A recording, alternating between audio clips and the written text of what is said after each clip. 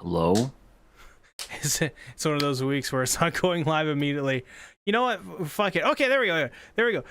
Hello, everyone. Welcome to the King of Anime podcast, where this week we got a new anime season. Woohoo! A lot of new anime to talk about. So excited. So hyped. If you didn't see the post, basically, this season we're going to be covering Urusei Yatsura, Spice and Wolf, Ranger Reject, The Fable, Konosuba, and Demon Slayer Season 4. So this is a totally new season, totally jam-packed, and as the thumbnail that Satsuki made says, it is stacked. So how are you guys doing this week? Doing pretty good. Can't complain. Well, we enjoyed our weekend together, see? Yes, we enjoyed it under the moonlight on the wet sand. We held hands. Yep. Put our toes in the sand. We'll have the beach wash up around our feet. Yeah. Had a crab come up and try to kill us. We killed the crab and ate it. Literally had crabs, but then we ate it. It was quite delicious. Yeah, we ate it raw while it was still moving. It was romantic, one could say. Tore out its beating heart. Yeah. Then a giant crab came out of nowhere and attacked us, and we ran away, but that's a little different. Yeah, I almost died. Well, I did die, but I was thankfully revived, so... That's like your power. Every time you die... First time? we revive you. But yeah. How are you doing, Satsuki? I'm doing all right. Can't complain too much. I know we're going to be talking about the WWE later, but yesterday I was immersed in a lot of hip hop stuff. Oh, nice. Yeah, I saw your tweets. Yeah. The only big moves, big waves, or I should say lack thereof. But yeah. Oh wait. Can I guess what it is? Is it the P Diddy stuff? Oh no. Oh no. Dude, that shit's crazy. No. I forgot about that stuff, to be honest. No. I mean that had his, I mean, it's still a pendant thing, but that wasn't the topic of conversation. Damn. It was more just disappointment with the rapper. Ah, okay. Yeah. Well, I mean, I guess you could be disappointed in P Diddy for killing that one person, but for killing. Yeah. I mean, he may have did that, but I think he did a little something different. Yeah, he did a little more than killing. I mean, he like what he hang someone from a balcony? Oh no! Let's just say it involves trafficking. That was not subtle. You don't like kind of trafficking though. You mean like Frogger, like cross the street and don't get hit by a car kind of trafficking? No. Yeah. Starting the podcast off on a bright note this week. Yeah, it's a new season. Let's talk about trafficking. Trayvon, how's everything going? Decrepit Storm, how you doing? Sir Cringe, Hey. what up? Elizabeth, how are you? Elizabeth, hey there. It's been a minute. Yeah. Well, she says, hey, everyone, finally able to join for once. So, rare occasion. Oh, that reminds me. Today's the day of the eclipse. Was anyone able to see it? I didn't see it. I didn't attempt to look at it. My eyesight is already bad enough. I'm not risking it. I think I see it. My eyesight's pretty fucked. So, I wouldn't have been able to anyways because it was very cloudy where I lived. So, nothing happened. Hello, Ellie. Man, we got a full house. Ellie, wow. We have a stacked season and a stacked house. What happened? It's a new season. Are we entering our popular phase like Kazuma? Too bad we're not talking about that this week. What's good, Ellie? But yeah, no. Other than that, I mean, I don't know. I didn't do anything this week, so because the week has only just begun. Yeah. But I guess we should go ahead and get into the news. And if you are ready to give... Oh, I just messed that whole thing up. Let me try that again. Take two. We got something to never give you the blues. Now let's get ready for the KOA. It's Miracle! Thank you. Miracle, goddammit. Oh yeah, I also have new graphics. I changed them around this season. So now when I'm not saying anything, I'm pouting. But when I say stuff, I'm holding a potato and looking at it as if I'm admiring it. And if I go mute, See. Oh my god. I do that face, and if I deafen, I'm looking at it, but it's like delayed on my end, but I see. He does the pouty face, and then when he talks, he's talking right into his potato. Who's going to be the one to be right next to you this season? Because last season it was Fryren. So who's it going to be now? Whoever I commission Adoraburb to draw next. I did still commission him to do a Naomi with the Yoo-Hoo thing. So maybe that one day. Who knows? Or something from this season. Maybe, I don't know, like... I don't even know who I can do. Like, I don't know, Kazuma drop kicking me or something. That'd be fun. Kazuma. Oh, we have new people that jumped in. QRW6, how you doing? Hey. Hey, QR. Yeah, and Cody finished the story. But that is actually our first topic of the night.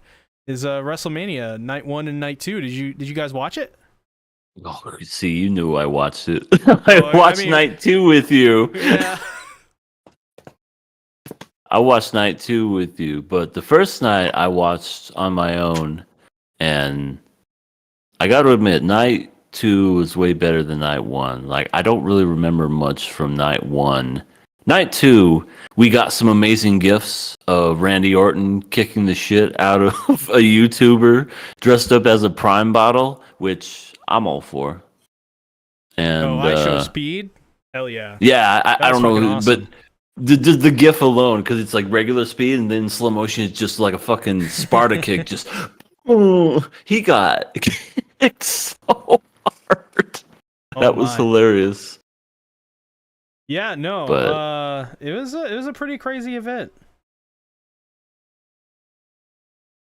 Yeah, but the last match of the night, oh man, I was freaking the fuck out. I was like, if I was streaming, my shirt would have been off. Like, I was literally just like going, oh my god, John Cena, oh my god, Undertaker, The Rock, oh my, and you know, there's some people in the chat that were there last night. Elizabeth was going crazy. You know, yeah, Elizabeth was Dan, really into it. I don't know. I think Dan was there for a bit, but yeah, it was. Ellie was also there. Good times, and I can honestly say that this was probably the best finishes to a WrestleMania probably since 30 with Daniel Bryan. That was an amazing end, and it's crazy to think that every other WrestleMania hasn't been as good since then, in my opinion. Yeah, this was kind of a great Mania all around. Mm-hmm. Even night 1 was sort of, I agree, EA, outside of the main event of night 1, kind of forgettable. But man, night 2. I still haven't watched the first match where Damian Priest cashes in. I really want to see that, but I haven't got to yet. Wait, hold on a second. In the chat here, Decrepit Storm says, "C, just accept your feelings and put Vladilena next to you on the graphic." No! There you go. I think that's a good one. Commission that. I mean, I can commission Sabelina. But why would we do that? Because she's best girl. Man, everybody's fucking here today. Everybody from your Discord is here. Yeah, that's kind of crazy. Hello, Hello. Carp. Yeah, Neon Victor, Carp. Was there someone else that... I think this is a new person. Dan. Bon Bo 2. Bon Bao. I hope I'm saying that right. Hello. Yeah. How's everyone doing? Hope everyone's doing well. 16 on? people in what here. What the hell is happening? What do we Can do? we get likes in the stream? It'll help us get traction. We'll get other people looking at us. So please don't forget to like and possibly share. Share it on Reddit, where all good people are on Reddit. You know, there's never any bad people. Yeah, that's specifically where we want it to be shared, is like legit on Reddit for some reason, so we can get yelled at. Yeah. I'm sure Totally. they'll be very Absolutely. happy about us. Anyways, Satsi, did you watch WrestleMania? You care? I did not. I mean, I care on some level because I still, wrestling was a part of my childhood. So it's good that people were excited about it, but I don't watch it myself. I've actually heard a couple of things about it. When I went to work today, when I was driving, I heard even the people on the radio were talking about it, which was pretty crazy. And they're not even that much into sports, so it just shows you how big of an event it was. Yeah, it was probably like a really. Go ahead. I was just gonna say this is probably the biggest WrestleMania ever. So makes sense. It was it was a story that paid off big time, because it was just like years upon years upon years of storytelling in the making, and everything just made sense, and it was just perfect. And I feel as if it was just done properly. It didn't feel rushed. It didn't feel like, oh, well, Cody just came from AEW to here. Oh, here we go. But it just was perfect all around. So they couldn't have done it any better, to be honest. Yeah, they called all the way back to the 80s. There was stuff that Cody was referencing, from Dusty's matches back in the 80s, back in the territory days. So that was really cool. Yeah, the bionic elbow. Oh my gosh, so great. I love his version of it too. I love both of them, but Cody's is really good. But yeah, that's WrestleMania. If you haven't checked it out, I actually would recommend it. It's really good. And the story, the main event was just awesome. And yeah, it's a new era for the WWE too. It's the Paul Levesque era. So it's gonna be insane. Who knows what's gonna happen? Yeah. But next up, Netflix adds Makoto Shinkai Suzume to Netflix. I don't know if we talked about this last week, so I decided to throw it in here just in case. Have any of you guys checked out Suzume? I have not, but I'm a huge fan of Makoto Shinkai. Your Name is just my all-time favorite anime movie. And I have not had the chance to see it. I know it's probably going to be great, but now that it's on Netflix, I have no excuse. Definitely should check it out. Probably this weekend. Yeah, I may check it out too. What about you, Satsuki? Have not. All right. Cool. Yeah, but if you guys haven't seen any of his other stuff's pretty good too. Your Name, 1,000. Wait, no, what was it called? I think it's called 5 centimeters per second. Yeah, that. Yeah. Which I didn't understand that title when I first watched it, but after you watch it, it makes sense. It's the speed at which cherry blossoms fall, and I thought that was interesting. It's also he has the a whole speed in couple which of my other tears ones. Travel. Your tears fall very gently down to the ground. Cal. He's lying.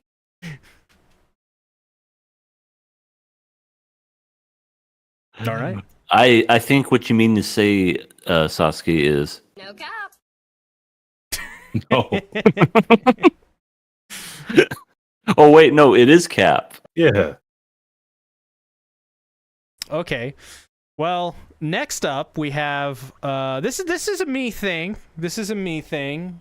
I don't think either of you guys have ever seen this series.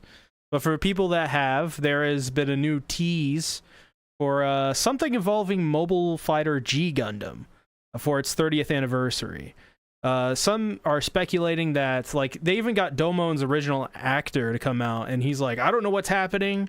All we know is that they want to do a new story, whether that is an OVA, a special, or a movie, or a new series, I don't know. But if you're not familiar with Mobile Fighter G Gundam, it is, like, Gundam is always very political, very grounded, very gritty, very serious and dramatic. Well, Mobile Fighter G Gundam is a spin-off in which essentially they turn Gundam into Dragon Ball Z. So, oh wow, there's like mechs riding mech horses. There's like sign me up. It's so good. I love it. The main Gundam, Shining Gundam, I think is what his name is. His finishing move is called Shining Finger, and it's literally like a finishing move from a Dragon Ball like character. Like his hand gets like red hot. It's so cool. Tons of like awesome 90s art in there. They just went crazy in that anime. The story's really good because it's just really like kind of classic shonen campy stuff, kind of like Fist of the North Star. Overall, it's like 40 something episodes. It's one of those series that even to this day I can go back and watch it. The dub's great too. Dub's not like it's stiff and stuff, but the voices, it's really well casted and it's really memorable. So if you like Mobile Fighter G Gundam and you're out there, maybe there's hope for us for a new series in that universe, because I think that would go so hard in the 2020s. A return of this series, it would just be so great. I mean, literally, the finale of the series is the two, like the main character and the main villain fighting inside of a giant Gundam head in space. Like, it's crazy. Wow. Other than that, though, well, I mean, did anyone here watch Mobile Fighter G Gundam? I don't think I watched Mobile Fighter G Gundam. I definitely remember Toonami airing Gundams, and I think maybe it was Gundam Wing. I don't know which one it was. And even though it was just very neat just to look at, I think I was too young for, all the political aspects of war and fighting and stuff. But I always thought it was neat whenever they would just take their sword and cut right through another Gundam and stuff. That was always neat. But as far as this one, I mean, you're selling it hard for me, see? Freaking Dragon Ball mixed with robot fighting. I might check it out. Also, 22 concurrent views. Wow, what are we doing? Fuck. Thank you, everyone. Holy shit. Thank you. If you're new, please subscribe. Please share. Subscribe. Like. What's nipple happening? tweak. Oh no, I fucked it up again. Ignore that last part. Or don't. I mean, you know. Offer's always on the table, right? The money's right. If the money's right, exactly. Anyways, next up, recently, Konosuba and I can't remember the other anime, but a lot of anime from Crunchyroll have been leaking a lot recently, which is kind of sparking a lot of debate on, why is this happening? Who is to blame? Last night we watched the first episode of Konosuba in my server, and it was the leak. And apparently they leaked 2 episodes. So it just keeps happening. And these leaks are insane. So, no. What is it, EA? No, I'm sorry. I just read the chat and it said too late. I'm tweaking. It's good, kidney. Thank you, kidney beans. Yes, thank you, kidney beans. Kidney beans are good. But yeah, have you guys checked out any of these leaks? I mean, from what they're saying, it's Crunchyroll's fault, which is hilarious. It's their horrible infrastructure that's apparently the cause of this. Are you the police? Are you wearing a wire? Yeah, I want to say. Hey, I'm not doing shit. I'm not doing Hey, have shit you for guys Crunchyroll. speak right into the mic?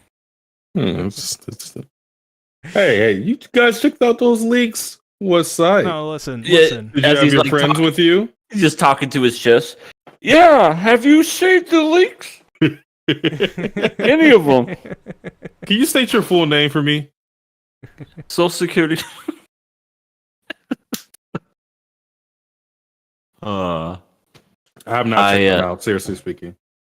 And I will not incriminate myself. Don't say anything. Nope, not incriminating myself. There you go. I'll do it.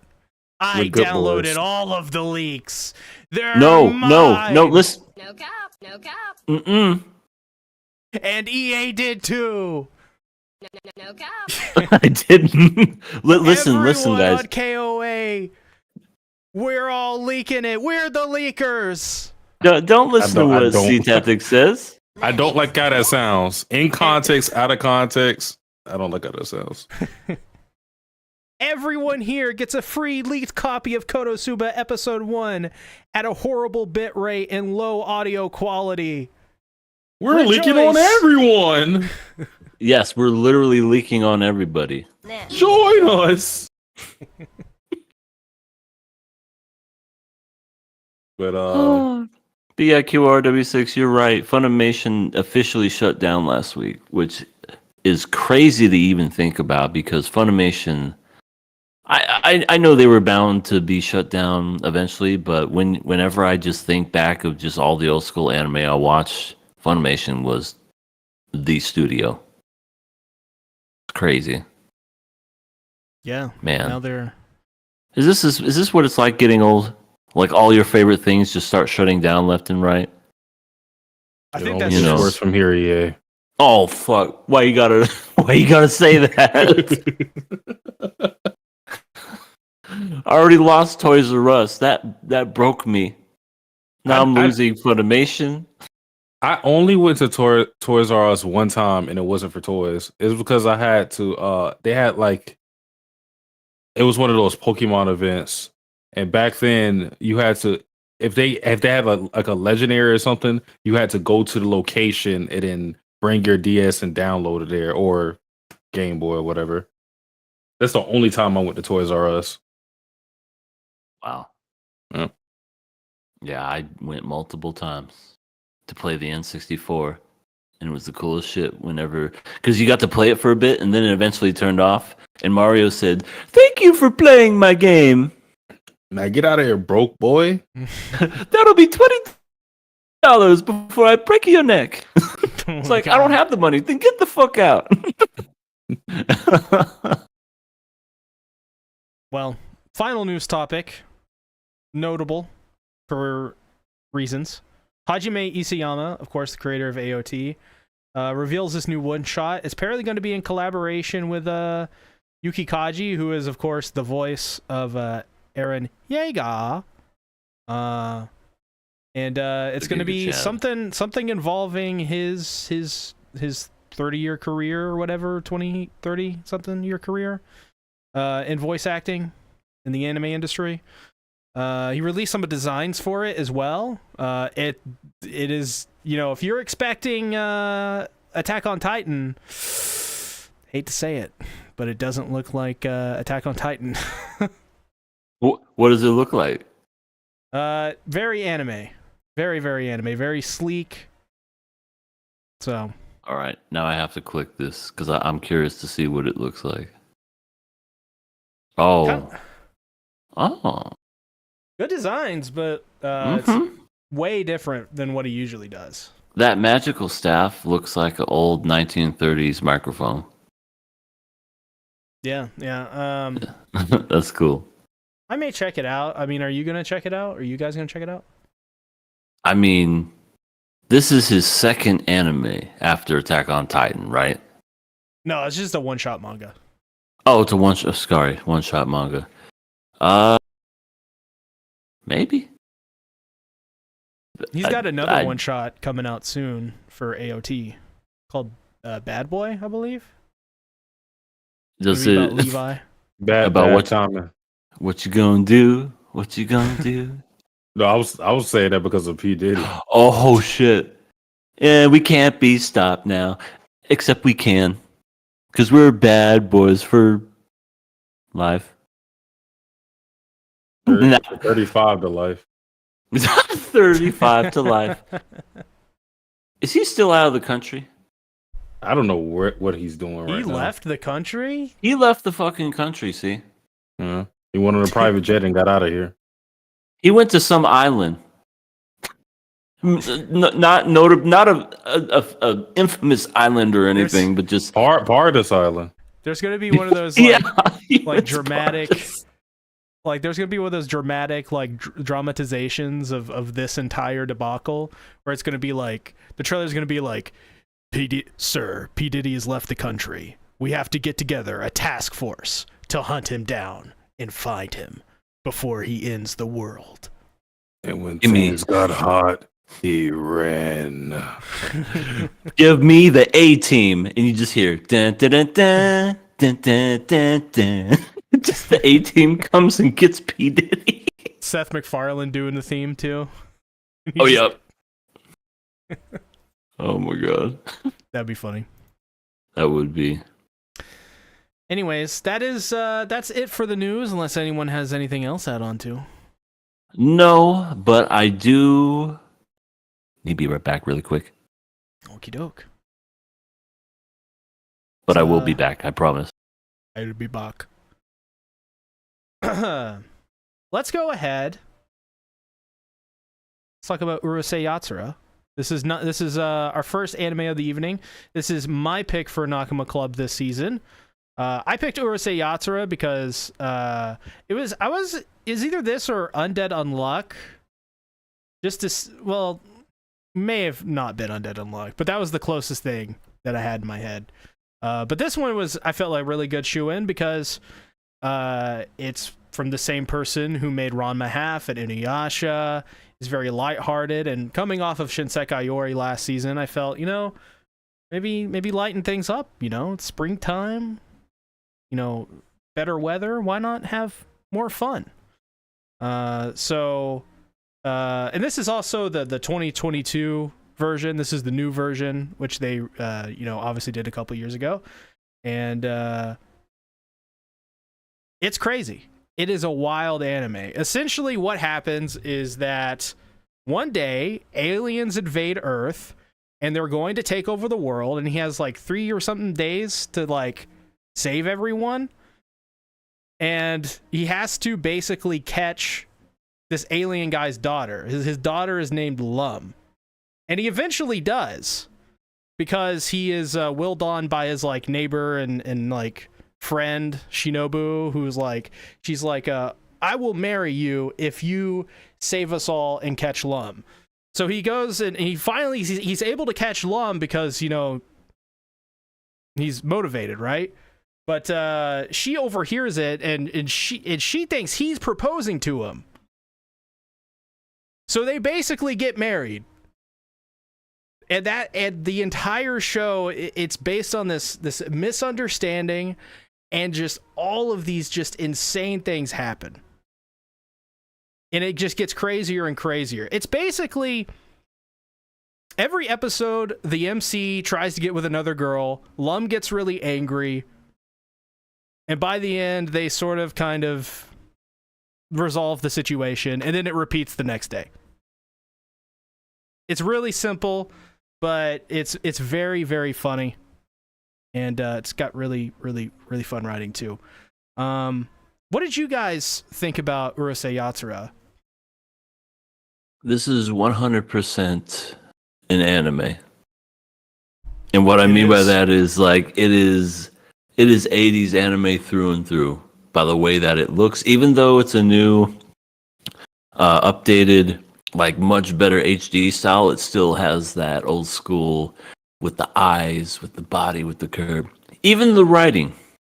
And that's either good or bad, however you look at it, because this love triangle thing is definitely reminiscent to Tenchi Muyo and all those other old school animes of the time. And I think of it because who's the other girl's name? Shinobu? Yeah. How did I know? Because you said it like 100 times. But Shinobu, why she even like bothers to stick with him is just like, girl, you could do so much better. We're introduced to the main character in the first like 20 seconds. He's like, I swear I will never look at another woman again. Hey, baby, what's the fucking meme comes to life. You know that one meme where the guy's holding that girl's hand and then he like is looking like this at the girl that's walking by. The girl looks pissed. Like, oh, how are you looking at another girl? But it's interesting to say the least. It's definitely like fast paced. I watched these shows, one Japanese and one in the dub.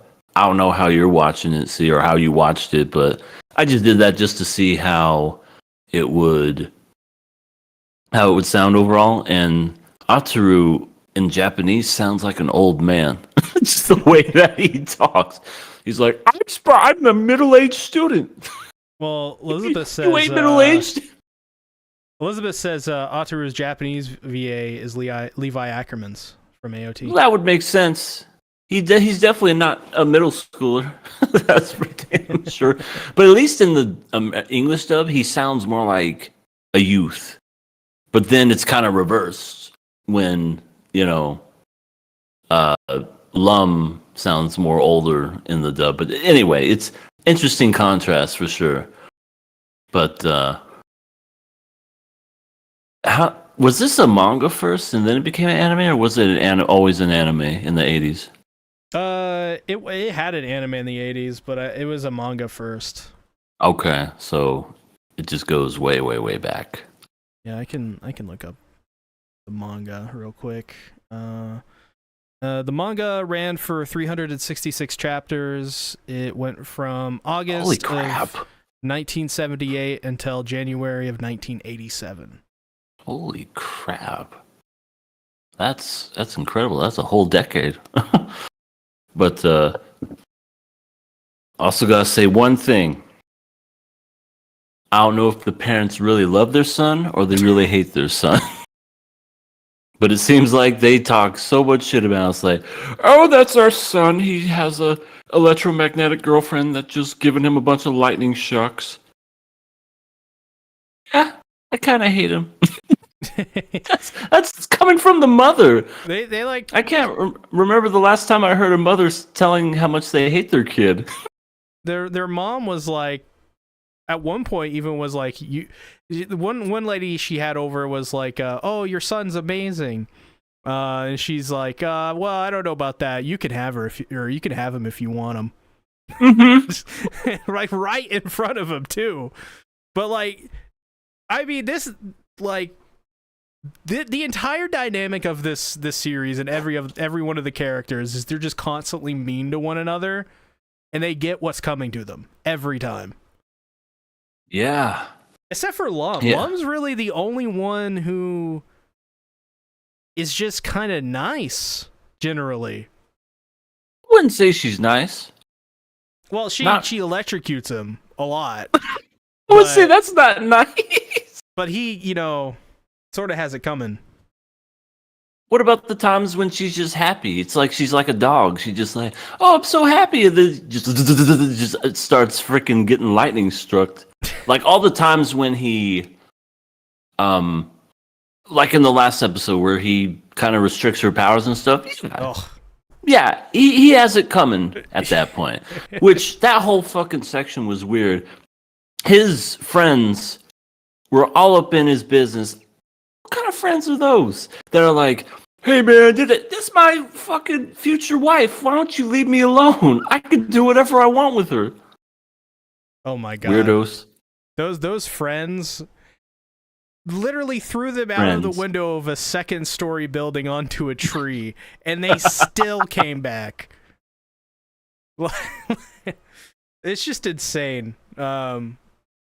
I also love how the spaceships are all got like leopard print or whatever on them. Mm-hmm. Like Lum's bikini. Yeah, it's like even the dad was leopard print. Like that whole society is just leopard print. Yeah. They're apparently Oni too, which is really interesting. Alien Oni. I don't think I've ever seen that before.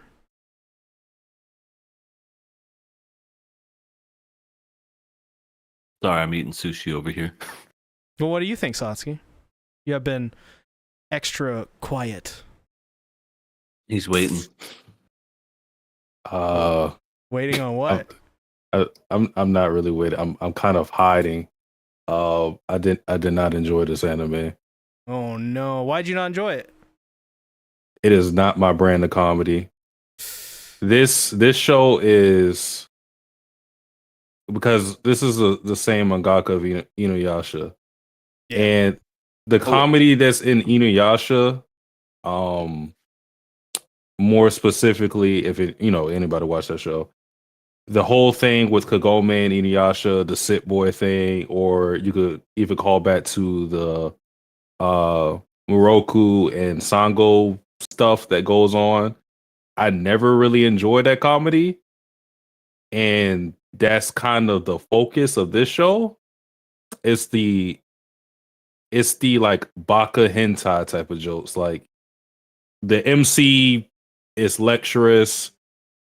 Sometimes he deservedly gets punished, quote unquote, for leering at other women or whatever it may be, or it'll be a misunderstanding and one of the women will punish him, and it's not my comedy. It's not my style of comedy.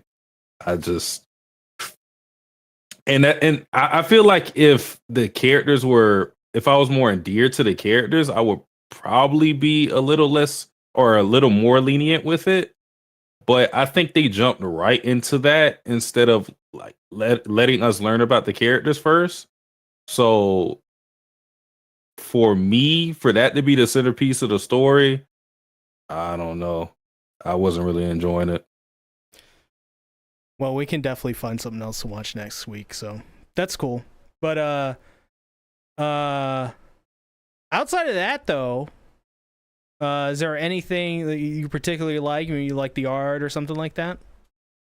I mean, I do like the art style. I think in general, I like a lot of the 80s and 90s art style just because it's so different from what you see now. Like, even though you can tell this anime was made when it was made, you can also tell the art style comes from this mangaka. You could tell it's from the same mangaka of Inuyasha because a lot of the character designs look sort of similar. So I do like the art style of it.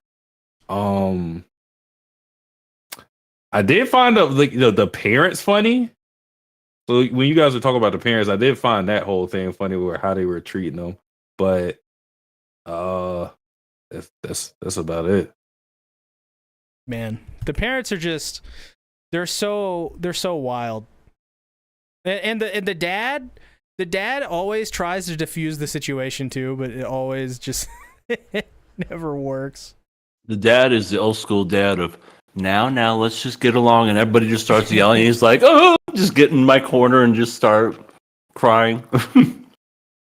Yeah. I also really enjoyed episode 2 because they introduced the new lady. I forget her name, but she looks exactly Sakura. Yes, she looks exactly like Kikyo. Well, yeah, especially when she's wearing, when she wears her priestess outfit. Freaking, she was having heart attacks like no other. She just like, oh, the pain of you just in my life.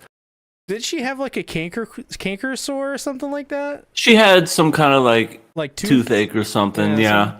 But it's funny because she like dumped a whole bunch of her emotions and feelings onto Ataru and was just like, I feel like a huge weight's been lifted off me. She cured herself, but didn't cure him. And he's like, "What about me?" And she's like, "Oh, let me help you."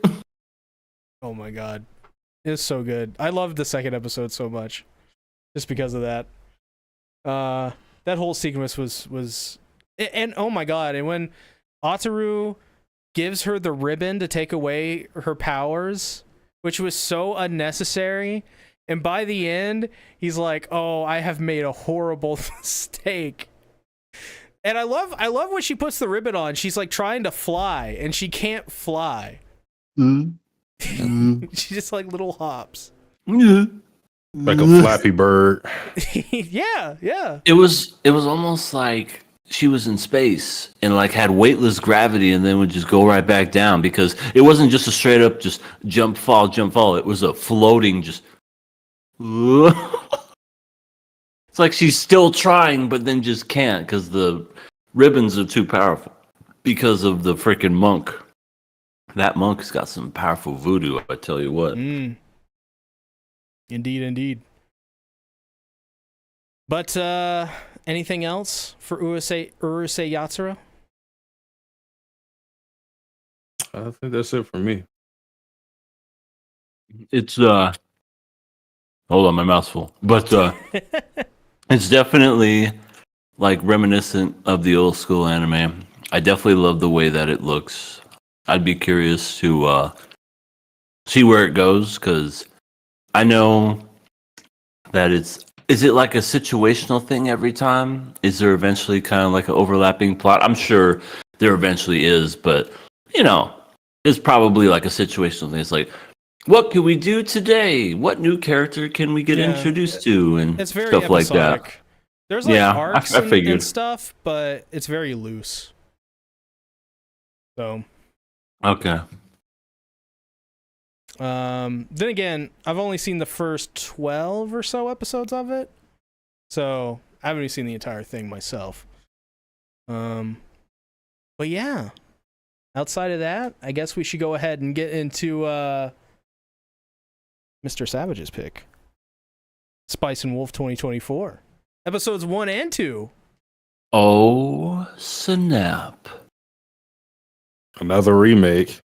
Yep. This is my first, not my first time, but this is my second time watching Spice and Wolf. But it feels like the first time. It does, just like the song. Feels like the very first time. So you're the person we got a question on this, really. Mm-mm. Well, have a good night, Carp. Thanks for coming out to the podcast. Bye, Carp. Here's some sushi for you.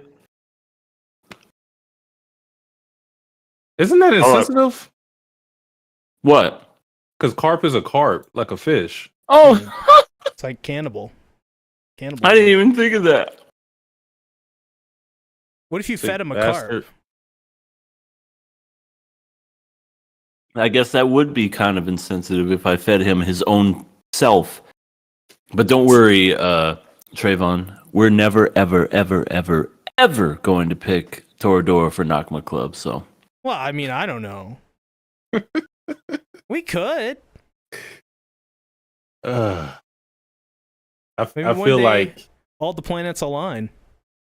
I feel like with all this Toradora request from Light Ruler, we should if we're going to do it, it can't just be a regular Nakama Club. It's got to be like, I don't know, 24 Something hour behind a paywall? yeah, stream. Patreon. I want to say, would Lightning Eagle pay for it if we did a review through Patreon? I said Lightning Eagle. I meant Light Ruler. I was confused at first when you said that. I was like, Ellie? We're gonna have it behind a $500 paywall. It's called the Toradora paywall.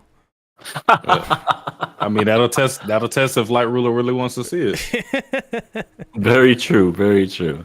And when he actually pays for it, it like what would happen if like right when he pays for it and he goes to watch it, it gets like copyright striked? We still did it. We still did it. That'd be insane. But yeah, Spice and Wolf. I was really excited for this one because I love Spice and Wolf.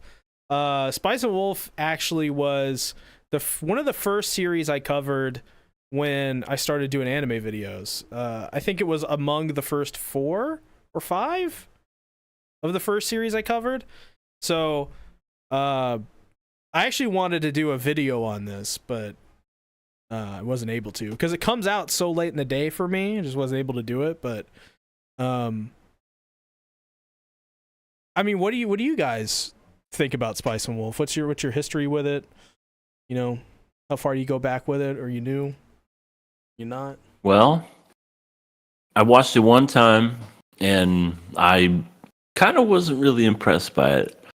And I'm only saying that because it was like highly regarded, and I was getting back into anime at the time. I was just like, all right, what are we gonna do here? What are we gonna see?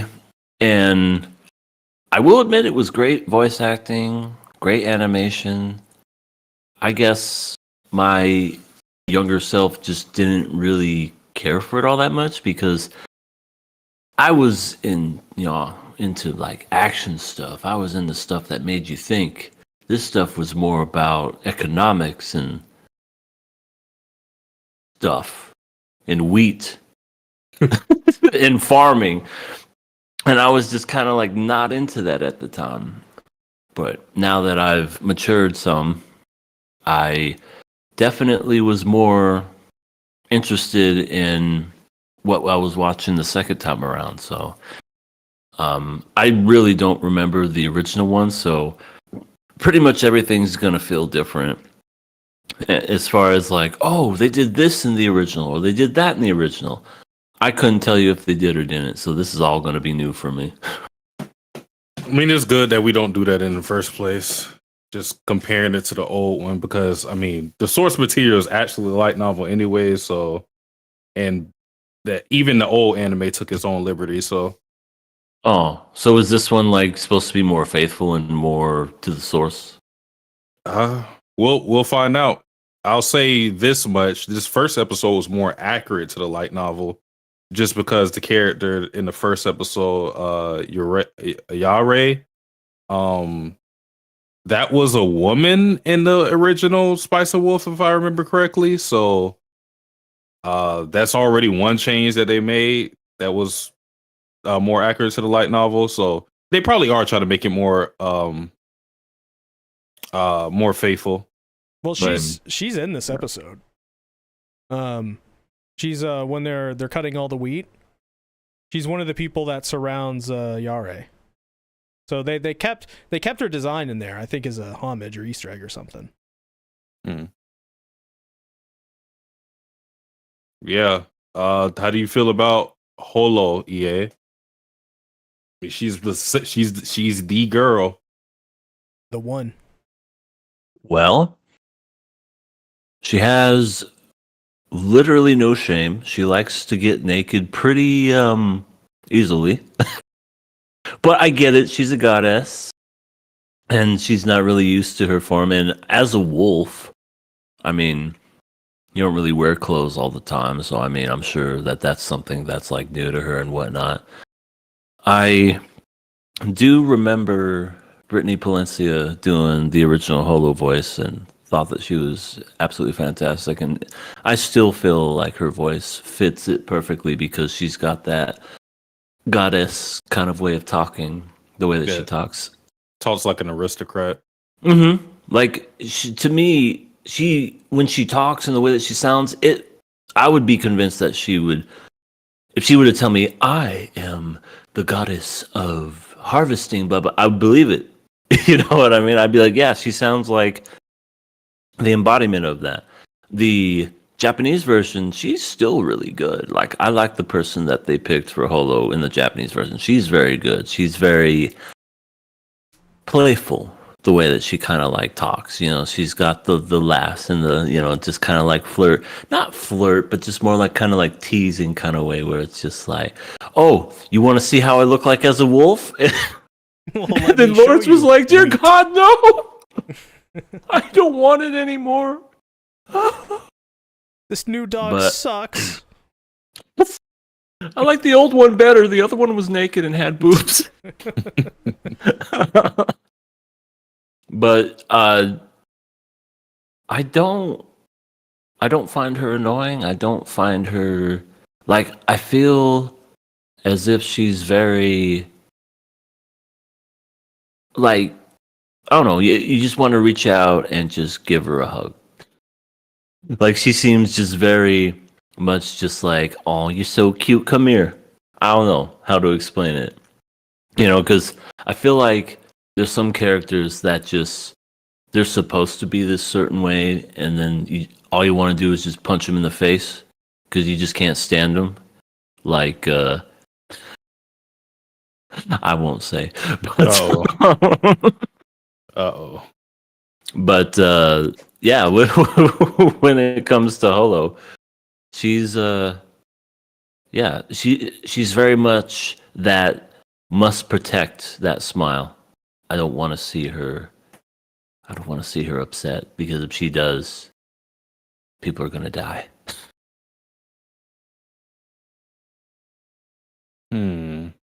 I feel and it's well, I guess from the first two episodes, I guess that's not a bad assessment of Holo. Um I will say just with this show, if anybody is watching this for the first time, um the the whole merchant thing is a big part of the story. So if that's something that's going to turn you off, then it's probably not going to be for you too much. But I will also say that that also is a vehicle for just the relationship between Craft and Holo, because it is a I would say Spice and Wolf is more character driven than story driven, even though there is a linear story to follow and everything's not episodic and whatnot. It is very much your enjoyment of this show is derived from your enjoyment of Craft as a character, your enjoyment of Holo as a character, and their relationship and how it furthers or dissipates and whatnot. So yeah, that's just for the people that are watching this for the first time. And the first volume of the novel is pretty accurate. That is not going to have everything, of course, because they're not going to just have exposition everywhere. But yeah, it's pretty on point. So the story we follow Kraft, who's a traveling merchant, and he goes to this village, and because of a weird circumstance, because he happens to have wheat on his cart, Holo ends up being able to escape on his cart, which she thanks him, and they start traveling together because Holo is kind of done with her promise to the village, which we saw more of in the second episode. Was that the second episode? I think it was the second episode where or maybe it was the first. No, it was the first episode. It was the end of the first episode where she talked about her promise to the village, keeping up the harvest and whatnot. So she was able to escape that, and now she's traveling with Kraft and essentially his partner, which we saw more so in episode 2. But yeah, I mean, just with their relationship, there's a lot of teasing and battle of wits that you see with these two characters. Yeah, I mean, episode 2, you saw a lot of that. I'll go more in depth with it, but yeah, she's full on naked, just hanging up her clothes and stuff, going, "How was your day, honey?" It's like, you like put your clothes on. Why are you so naked? I get it, because it was raining outside and whatnot, but it's just so funny when I see stuff like that. It's just one of those.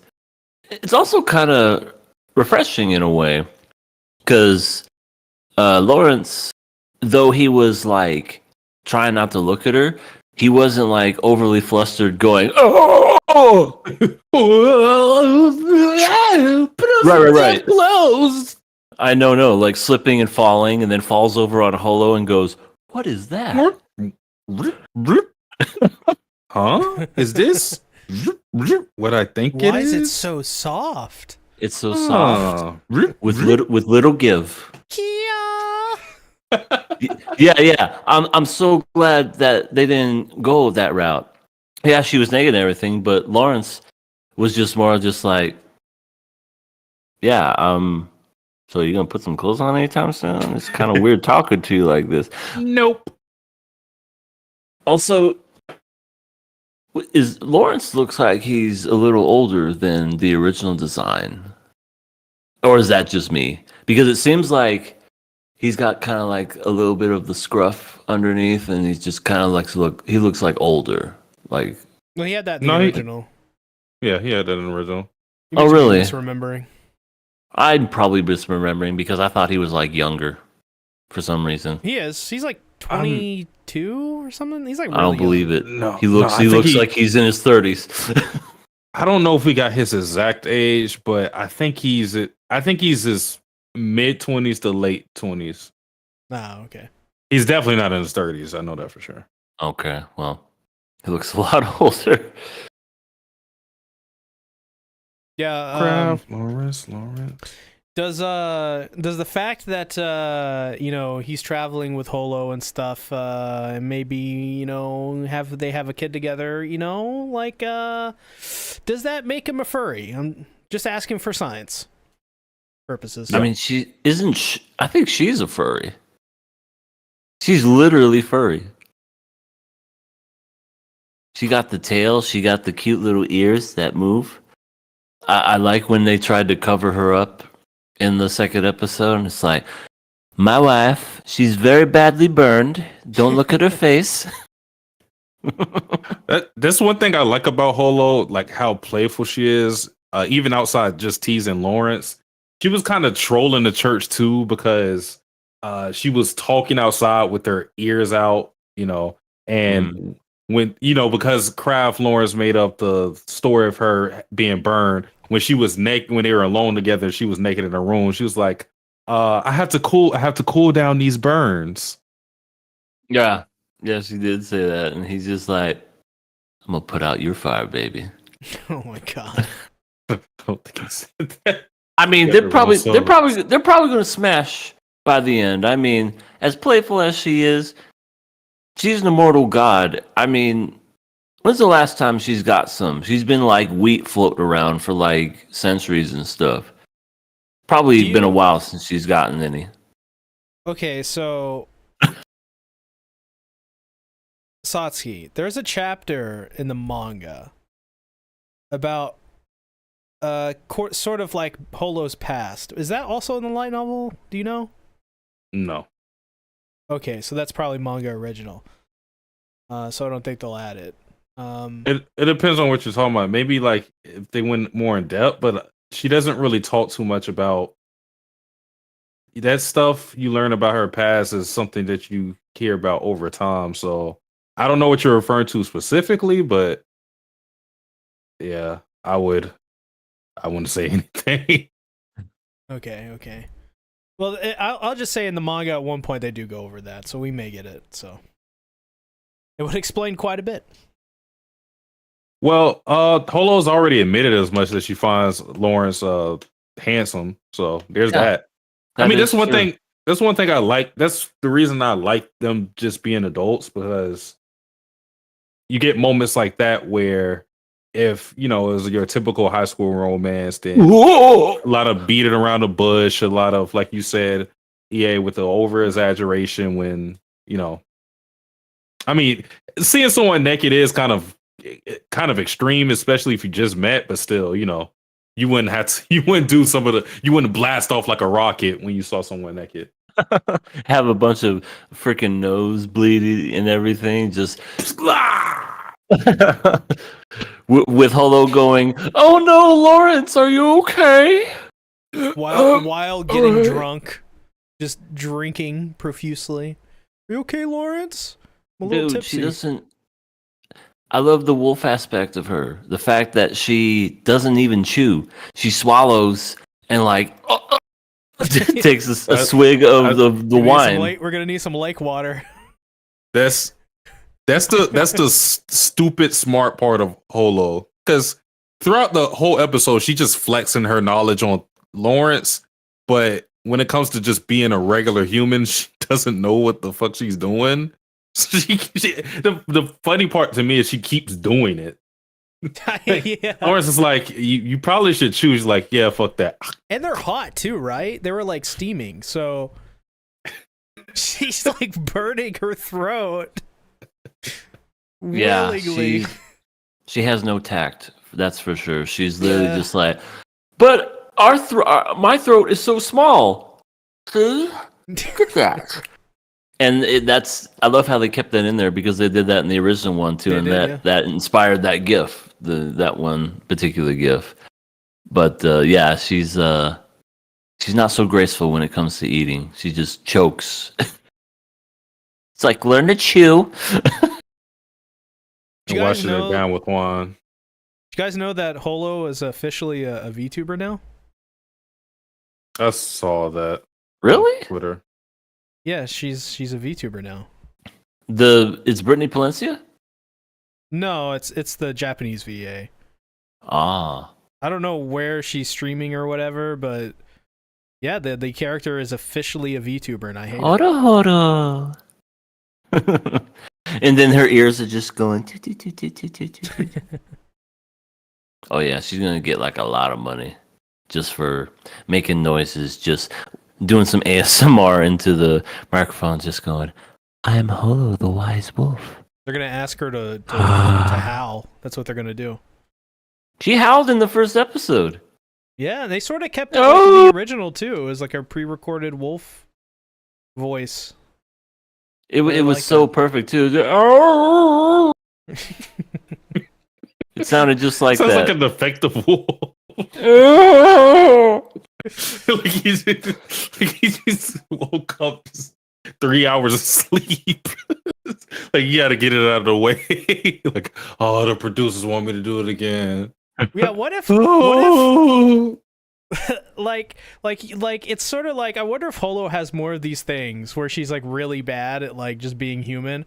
I wonder if like imagine living with Holo and she does something so uncharacteristic of a human, like like waking up and just howling really loud like a wolf, or like I don't know, she like randomly licks herself at random points, or I mean, you're talking to the fandom right there. It's like, she definitely has to have yourself. She definitely has to have some bad habits because she's not used to this form. Well, I will say this though. I mean, she goes as she walks. Oh my god, awful. Now it's not like she's foreign to this form or anything like that. It's just that it's a form that she'd rather not take, or she's just not in too much. So it's not like it's her first experience being a human or anything like that. It's just that, just like what you said, like with her eating and whatnot, she eats very animalistic still. So, but I mean, she knows how to turn on attack when she needs to, because she was acting pretty natural whenever Kraft took her in public, and that's kind of what happened in episode 2, because Kraft is talking to some lord, and then he ends up talking to another merchant whose name we got Zarin. And fucking merchant. I knew when his tooth was missing to never trust him. Yeah, that's where we get this whole plot that we're focused on now, where this guy talks about he tries to convince Lawrence to buy up new silver with old silver coins because apparently they're worth more. Not with their actual currency, because it'll still have to be the same currency, but worth more in different countries because of the amount of silver in them. And yeah, so that's the whole thing right now. So let me just ask you this, EA.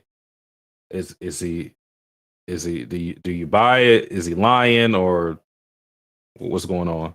Holo is the wise wolf, and she said that she doesn't trust him, and she even said that he was lying. So I mean, I understand they got into that whole conversation of, if I wasn't around, would you believe what he said?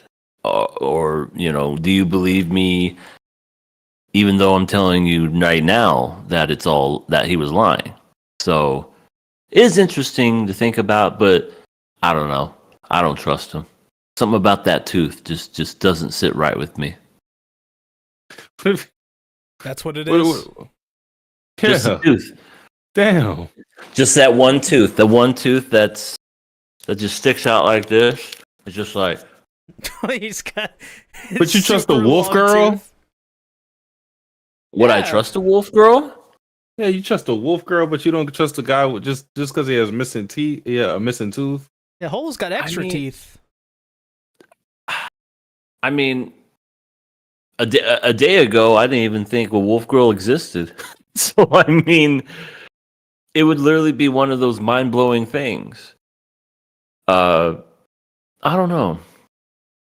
I guess okay. I guess this is with anybody. I am willing to believe unless you give me a reason not to. Okay.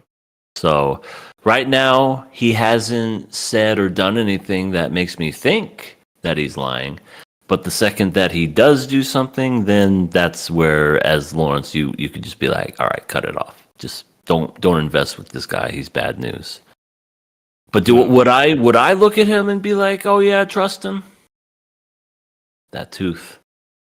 I mean, I don't trust the fucking guy either, to be honest. He doesn't open his eyes, and he's got messed up teeth. So that just tells me everything I need to know. And he wanted to unhood Holo.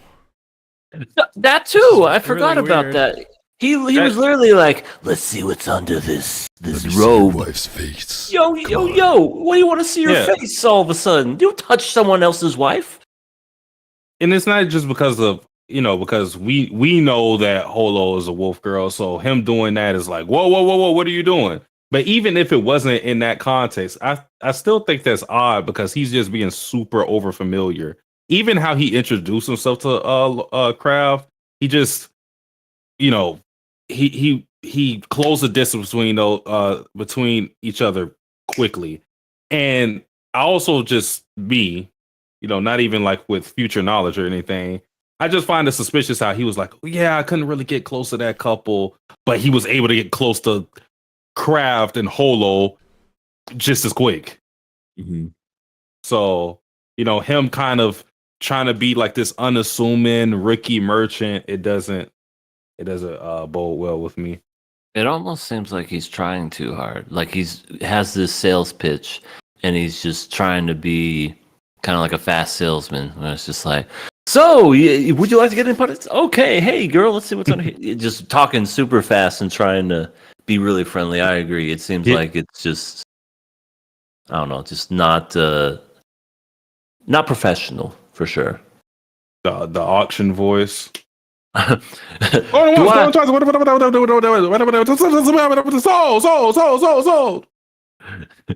you get silver for $1.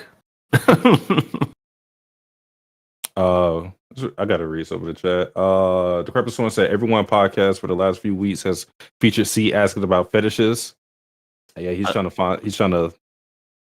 bottleneck us. Yeah, I think so too. I think C's trying to deflect by saying that he's normal. By saying that you're normal when you're, it's okay, C. You're not normal. We understand at all. Listen, very normal, and liking Holo is also very normal and doesn't make me a furry. Dan says, yeah, Holo revealing her past overtime that checks. Ben, read the chat. Hold on, let me read it in Dan's voice. Ben, read the chat. I'm sharing cool saw info. That's how he sounded when he said it. Oh my god. Cripplestorm said maybe he's just misunderstood.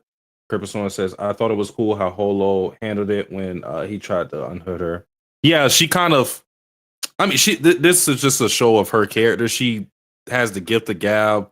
She's very wise with her words, so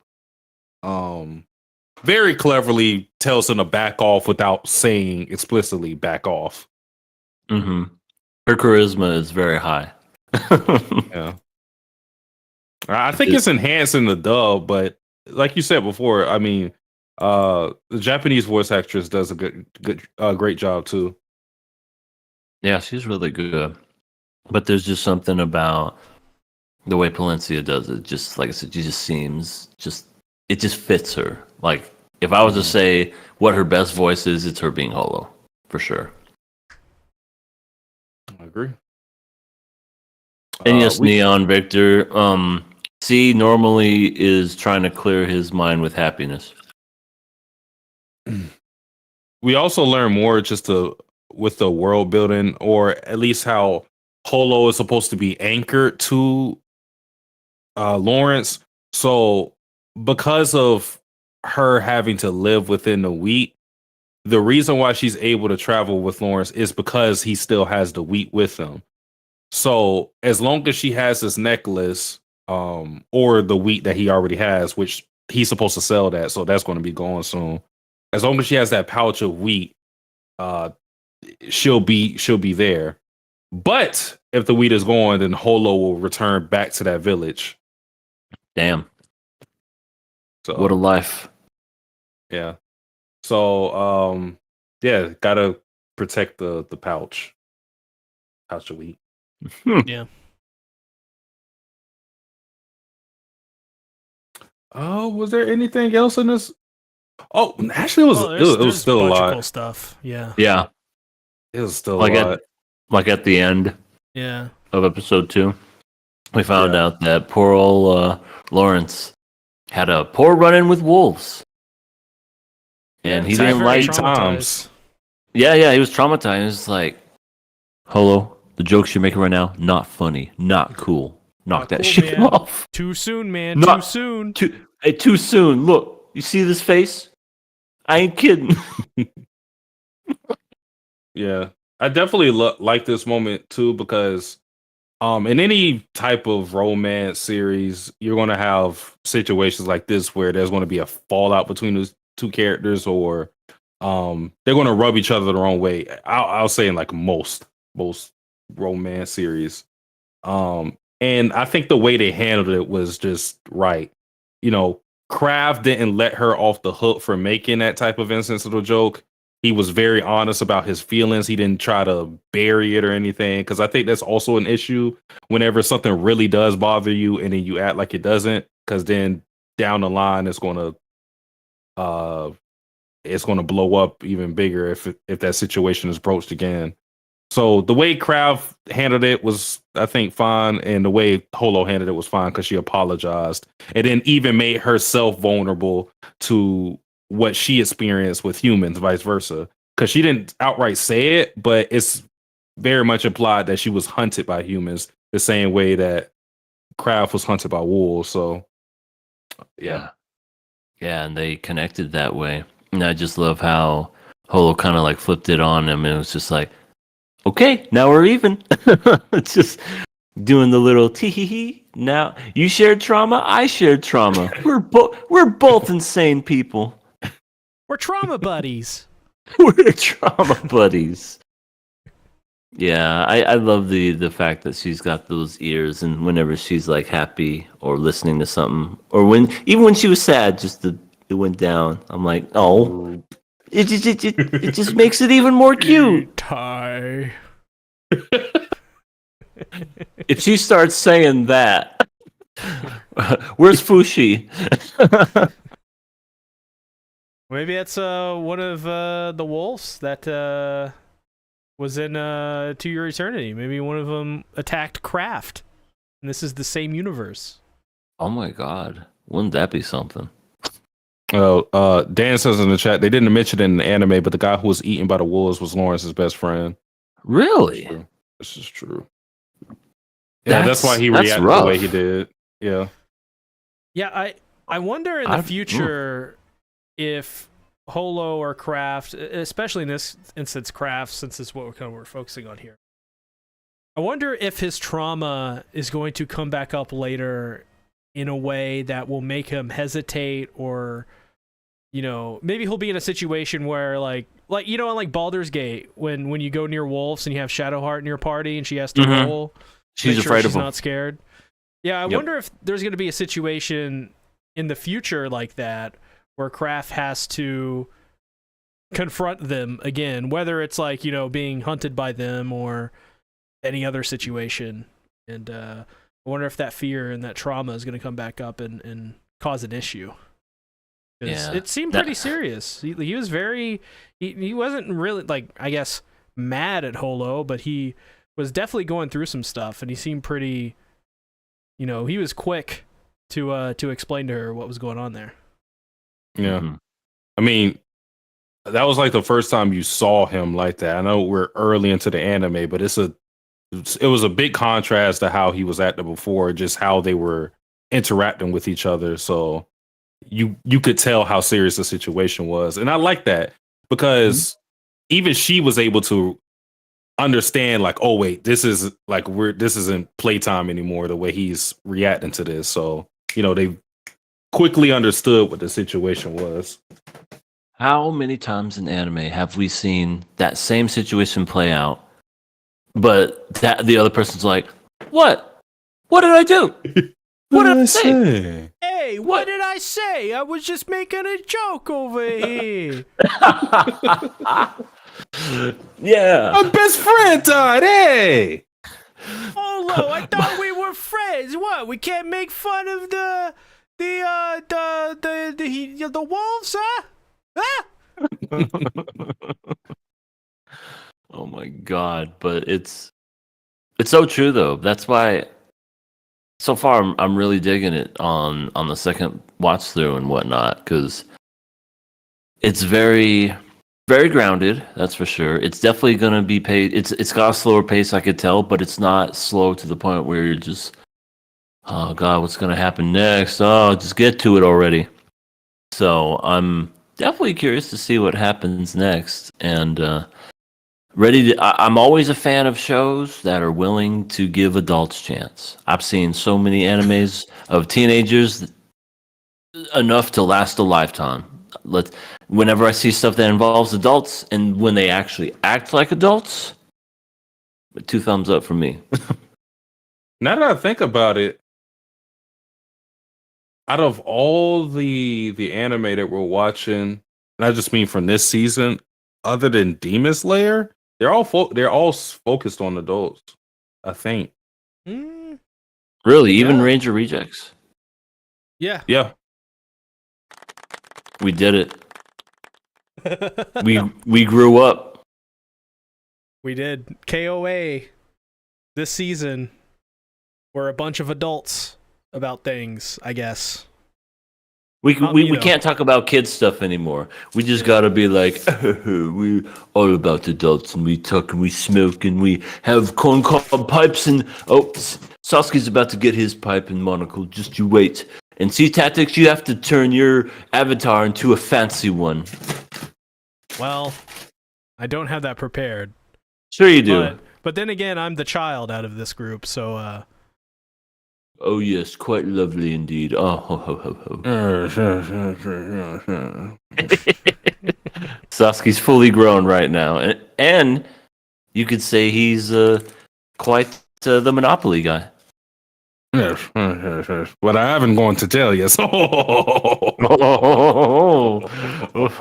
Let's buy ourselves up some properties and extort everybody out of their riches. I'm thinking about Boardwalk. Oh shit!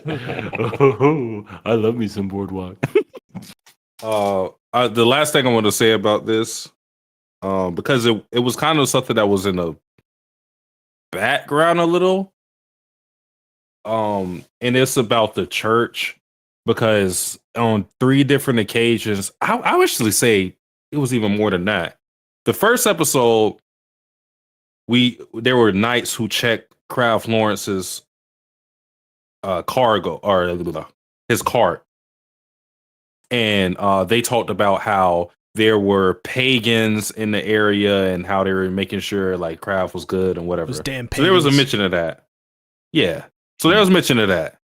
And then, of course, Kraft in episode 2 actually stays at a church and whatnot. And Holo talks about episode 1, Holo talks about how she hates the church because the crowd talked about turning her in and whatever. So it just shows you, in this universe, the church is a very powerful force.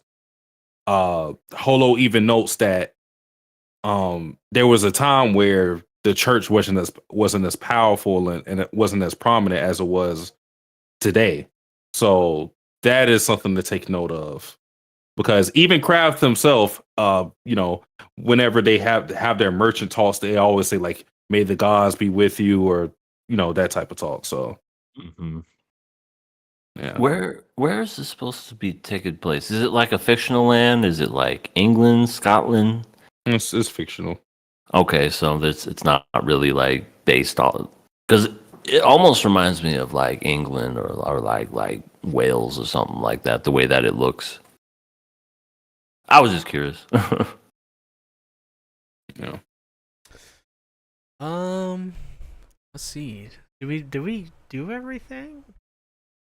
I think we talked about a lot. Yeah, we kind of did that pretty well. We just kind of like talked about all the shows. We bounced from the first episode to the second, back to the first, back to the second. Yeah. I can't wait. Can't wait for this series to get fully adapted. I hope it does. As Danatos Media said, 2 consecutive cores. Yeah, so we're definitely going to be covering the events of everything that happened in the original series at the very least. So that's good. And it's going to be supposedly more streamlined too. And who knows? We might even get a sequel. Honestly, did it ever have an ending? Yeah. I mean, it ended, but what I mean is like the novel itself. Did it ever end? Like have a Spice and Wolf ended, but there's a sequel. Wait, what? Yeah, there's a sequel to this. Oh, and it's called like Called Clover or something. It's called Spice and Cat. He moves on from a wolf to a cat. Jesus Christ! I think it. I've seen enough wolves in my day. I want cats.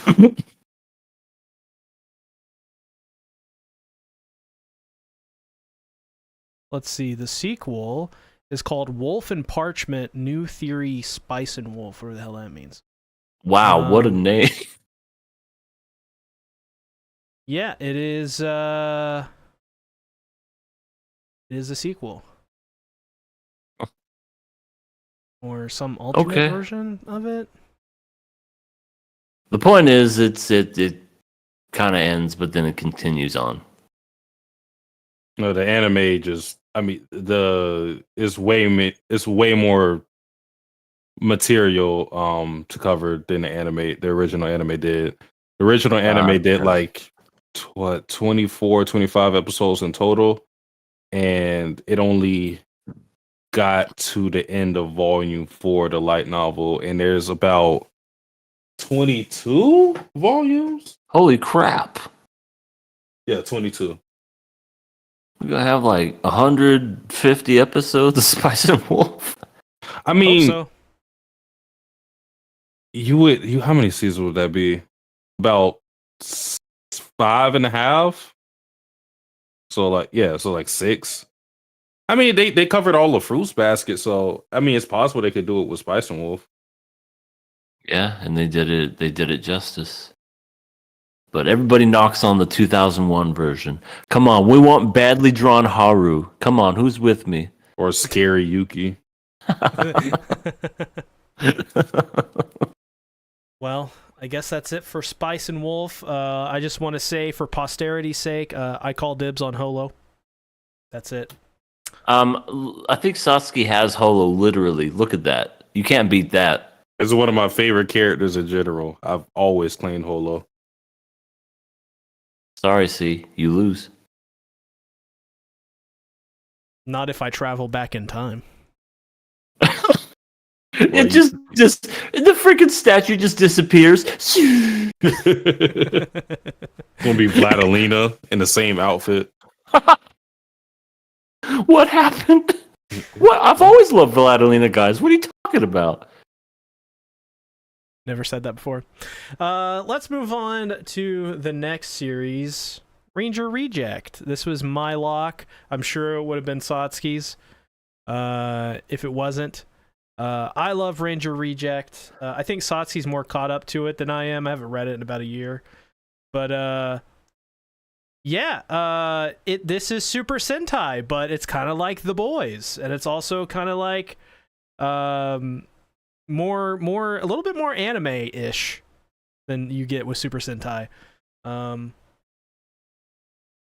did you guys think about this one? I want to say quickly, this had the best first episode to me. It was a great first episode. It was a really good first episode. Well, Konosuba was pretty good too, but this one was, yeah, I got to admit, when I watched this, I didn't know what to expect going into it, and the way that it ended, it got my attention because I didn't know that's where they were going with it at first. I seriously thought this was just gonna be an anime about the Power Rangers. I'm just gonna call them Power Rangers because it's easier for me. But instead, it's focused on the villains. I thought that was a neat little twist right there. And we have good old D. Good old Duster D. D. Yeah, D. He's the one that has had enough.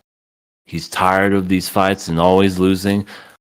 And I was a little confused by that too. I'm like, if they always lose and they're always like fighting, because I didn't know if it was like staged. I didn't know if it was real. I guess a long time ago it was real, but then they made a kind of like a treaty so that they could keep doing the shit and they could like reap the benefits off it and just kind of like turn a profit and whatnot. And I'm like, okay, this is not what I thought it was at all. Where it was going, because when you hear a name Ranger Reject, I'm just assuming it's like a bunch of people that are just like losers. You know, they try to fight these villains, but they suck ass. That was the thing that I was thinking of by the title itself, but instead it's like I said, it's flipped, which is also neat. Yeah, I locked in so far and pretty interesting stuff. The animation was really good. You know, I didn't know what to think of it at first because of the trailer, and it did kind of have like some of the CG. I want to point this out right now, and I want more studios to do this. At the end of the episode, they were showing how they fucking animated it, and I love that. Did you see that? Yeah, I didn't watch I love it to that part, to that end.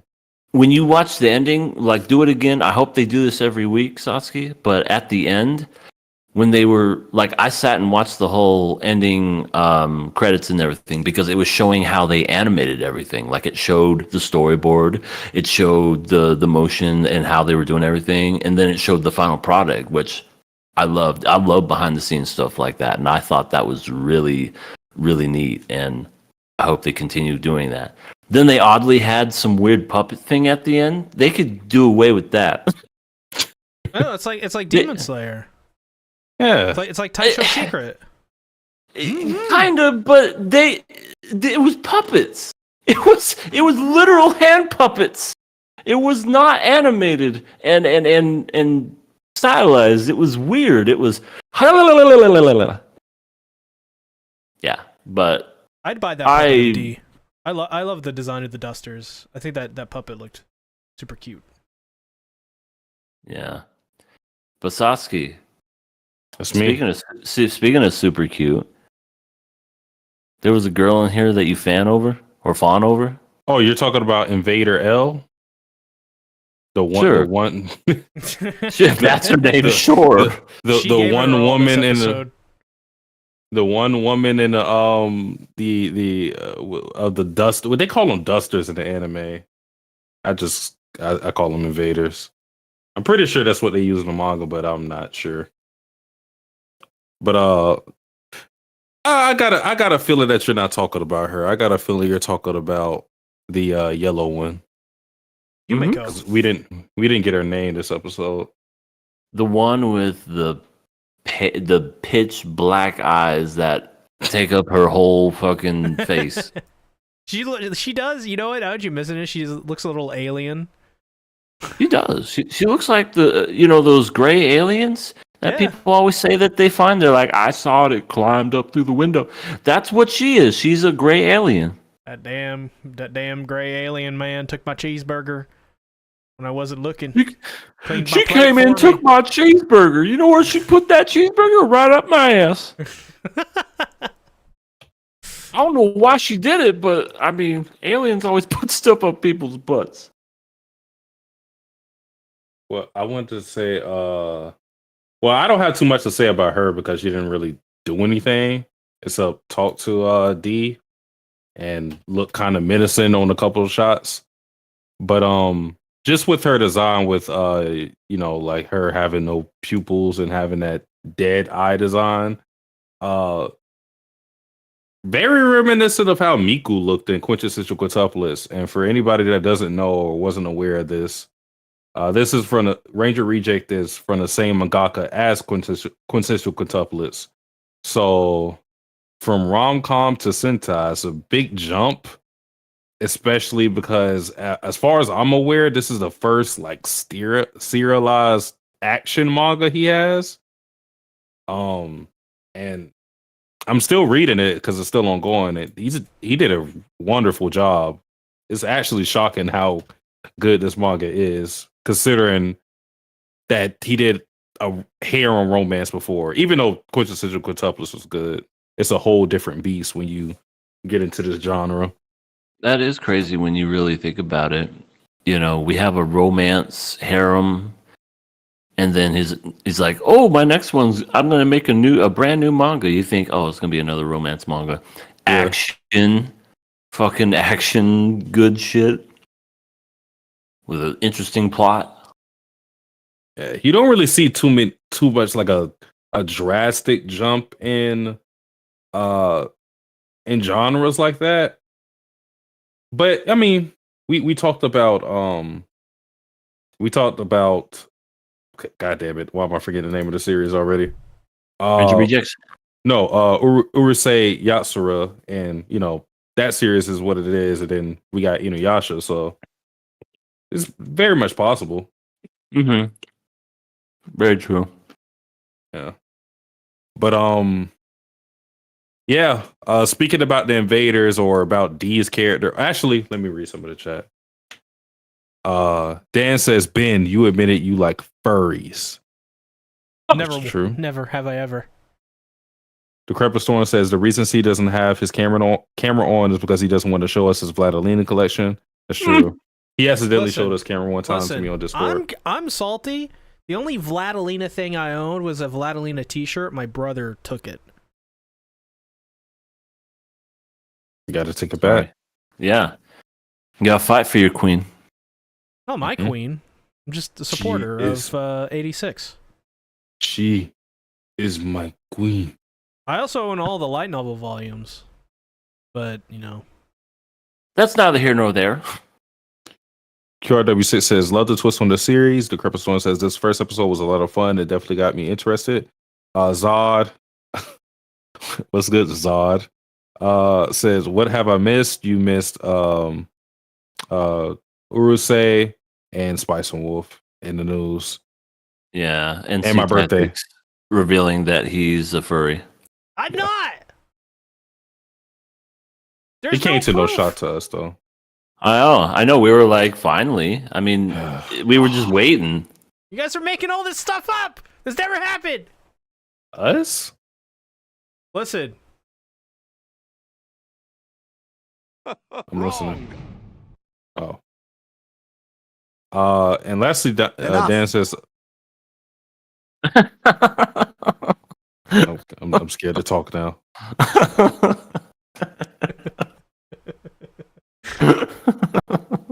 Dan lastly says this: the Sunday showdown I found out was a reference to a weekly shonen Sunday. The creators' favorite manga magazine. I felt like the whole Sunday showdown thing was some type of reference to a manga, just because it was literally like weekly Sunday, which I was like, oh, that's like weekly Shonen Jump. Sunday. Yeah, but yeah, it's just like a glorified wrestling match. Just they're scripted to lose. Yeah, and because they're immortal, they can't die, and they can get blown to smithereens. Yeah. So let me ask you this, EA. How do you see this whole thing going on as far as the invaders taking L's intentionally and D wanted to rebel? what's how do you foresee this whole conflict escalating or de-escalating? I mean, D is now seems like he ditched his old clothes and now he's part of, the Ranger Rejects or whatever. And now he's going to, take on the Power Rangers. And he's just going to be like, ooh. Because he even did that traditional hands to the sky, pointing towards the sun with his hand and everything that every anime fucking does. But I'm sure he's going to be working hard, and I'm sure his goal anyway is to try to take out the Power Rangers. This is essentially kind of like an underdog tale, but with the villain. And they even mentioned, they said that the original ruler and the original villain's boss had died a long time ago when they invaded Earth, and they're just here basically just to kind of like a mini truce, so to speak. They do this for eternity and they'll, I don't know, guess just live. I don't think they get any type of money. Their treaty is you get to live. that is your part of the bargain. Yeah. But it's just I think it's going to come down to just D trying to get revenge and maybe start that whole thought anyway of ruling Earth again, because he brought up ruling Earth at the halfway point, and all the other what are they called? They're called dusters in the anime. Dusters. I call them invaders. Okay, well, I'll just say dusters. The rest of the dusters just laughed at him as if we haven't had that thought in years. I feel like he's going to try to revolutionize them. He's going to get he's going to get their mojo back, and then they're going to, here we go, guys, let's do this. Which is interesting. Well, do you think there's a shot? Because their bosses died within the year of their 13 years of being there. I mean, probably not now, but I think do I think there's a shot? Not now, but I think this is going to be something that's going to take a while for them to even come remotely close. He's going to keep failing. He's going to keep losing. I mean, he showed gusto the very first episode because he was the only remaining duster to live. And even, the Red Ranger he took him out. He said, he kind of like gave him like a, good job, kid. Now get chopped in half type of speech. And there was some people in the crowd that were like cheering him on. And I think it comes down to the whole, you love to see an underdog. You love to see, talking about wrestling again, back in the mid 2010s, you like to see a Daniel Bryan who you don't think is going to like make it up the ranks and then just shocks the world and does it. Everybody loves the underdog story, and I think that's what this is going to be about. Or I could be totally wrong and they go a completely different direction, and I was like, I was not expecting that. Yeah, I love this story. And I love this first episode. I thought it was just, the way it was presented was really refreshing and unique. And I must say that I think the one thing that I was very surprised by the most was just the animation and the way this was presented, because as we know from last season with Pon no Michi or whatever it's fucking called, his series actually, outside of Quintessential Quintuplets season 2 and the movies, everything that he's done anime wise that's been adapted of his has looked pretty bad. So the fact that this is probably his like best looking adaptation yet of one of his series is, I think, really awesome. And It's by Yostar Productions, who did Tiger and Bunny 2, which was pretty big in Japan. Not big outside of Japan. Tiger and Bunny is very niche outside of Japan, but it's also like considered one of the most popular anime in Japan too, which is kind of crazy. But the fact that they're on doing this series, I think, is a really good get, and I think it really shows because one, they're pretty good at CGI modeling. Two, their animation for this was so smooth. Like the way the dusters, like I don't even know how to describe what it is. Like when one of them gets sliced in half, there's all these dust particles or whatever that go everywhere. And when they, go back into when they go like into human form or back into their duster form, they have like this dust effect or whatever it is. It just looks so good. And as well, their facial expressions look really awesome. The designs are really, really dang good. I don't know who's working on this, but whoever they got they know their stuff. And just based on the way the first episode was presented, I would surmise that it's going to be pretty consistent throughout the rest of the series, unless something drastic happens. So I'm really excited because I know about some of the stuff that happens later, and it's going to be great. It's going to be really great. Honestly, I kind of wish we could already get to that point to experience it, but we have to wait a couple weeks. So you gotta wait. See, yeah, gotta wait. What's your favorite? What's everybody's favorite Ranger design? The Green Ranger looks pretty badass.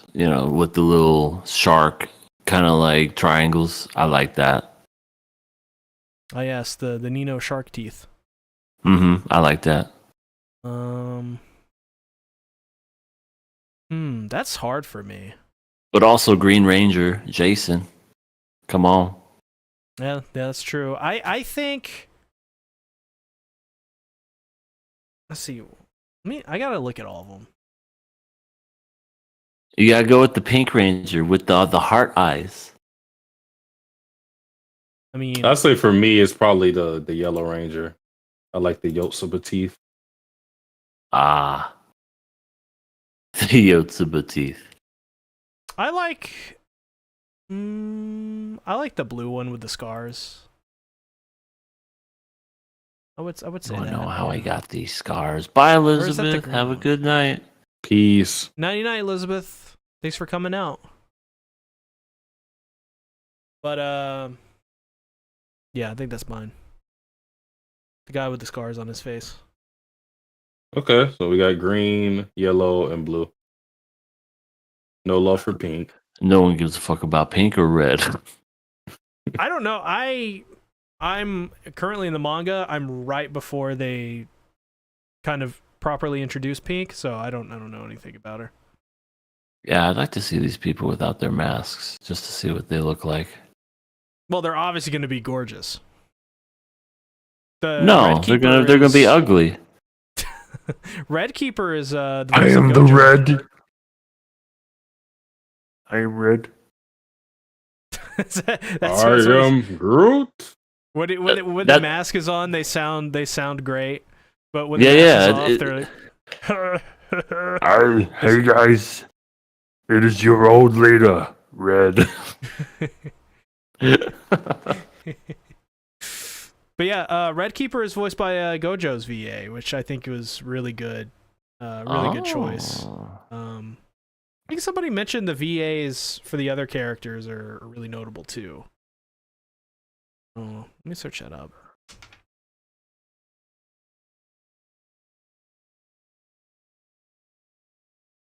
The dusters are definitely supposed to be the putties of this universe, because that's what those things were called in Power Rangers.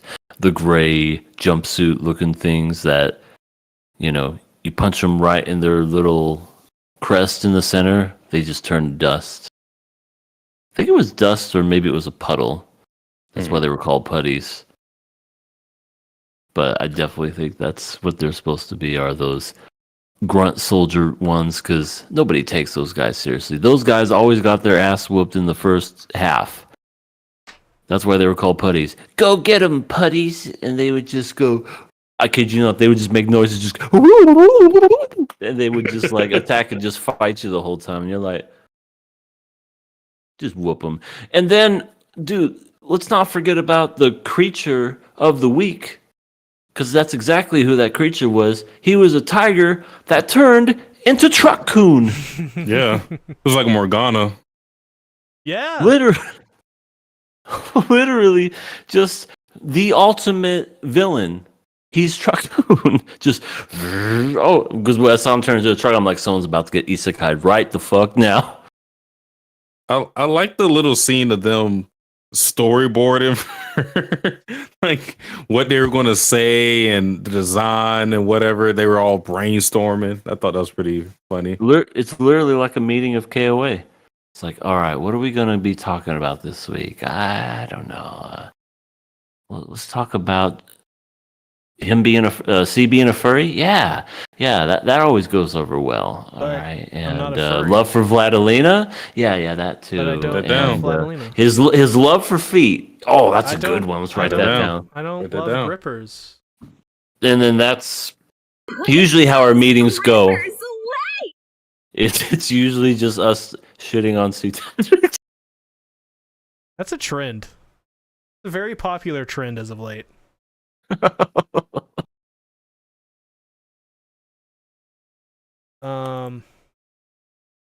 that all? Is that all we mentioned? Well, we didn't really talk much about the end. I don't think. Did we? No, he ain't mentioned it. But I mean, the end of it is D talking about him wanting to join the Rangers. So yeah, and I think we have that whole plot. That's important because if you remember earlier in the episode when they're in the Sky Fortress and he literally lightly taps the whiteboard, he like breaks his fucking hand in several places just doing that. And when he makes a run for the keepers because he's freaking tired of all this stuff and putting up this pretense. It gives this really cool animation where he's jumping through the air and stuff. But in reality, he's just like running, like a dork at them. Yeah. So he may have trouble trying to be a ranger, depending on how strenuous the training you had to endure to become one. So yeah. The Dusters in general, or the Invaders, are very weak physically, but their ability of immortality is pretty much their really big bright spot, and their ability to put a suit on, I guess. So there you go. But yeah, no, I can't wait. I can't wait for more of these episodes to come out. This is going to be 24 episodes. It's going to be split core. Is it really? So it's not going to be consecutive. It's going to be split core? Yeah, just like how D got split in half, it's going to be split core. Damn. Poor D. Yeah, poor D. The Crepper Storm said the Ranger would be like Goo Goo and would be so ugly they can't take off their mask. Also, I like when D's name appeared next to him and he had to move it out of the way. Yeah, the whole. Oh yeah, I love the fourth wall breaks in the show. Literally breaking the fourth wall. They're so funny. Also, very well animated, that one.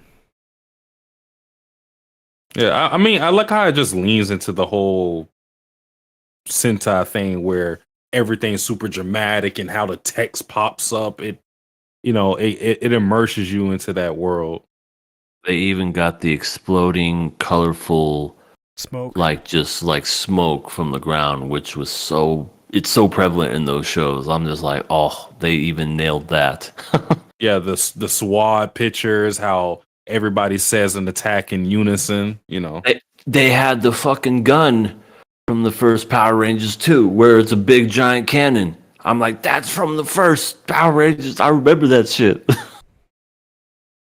Also, if there's any Sentai fans out there, I did some research, and like, this doesn't bother me. I'm sure this doesn't bother any of you, but just in case. It bothers me. if somebody's getting driven mad about this, watching this, maybe in a VOD Yeah, or whatever later I'm down about the to, I'm line. about to get triggered. It is important to note that Super Sentai and Power Rangers are totally different things. Nope.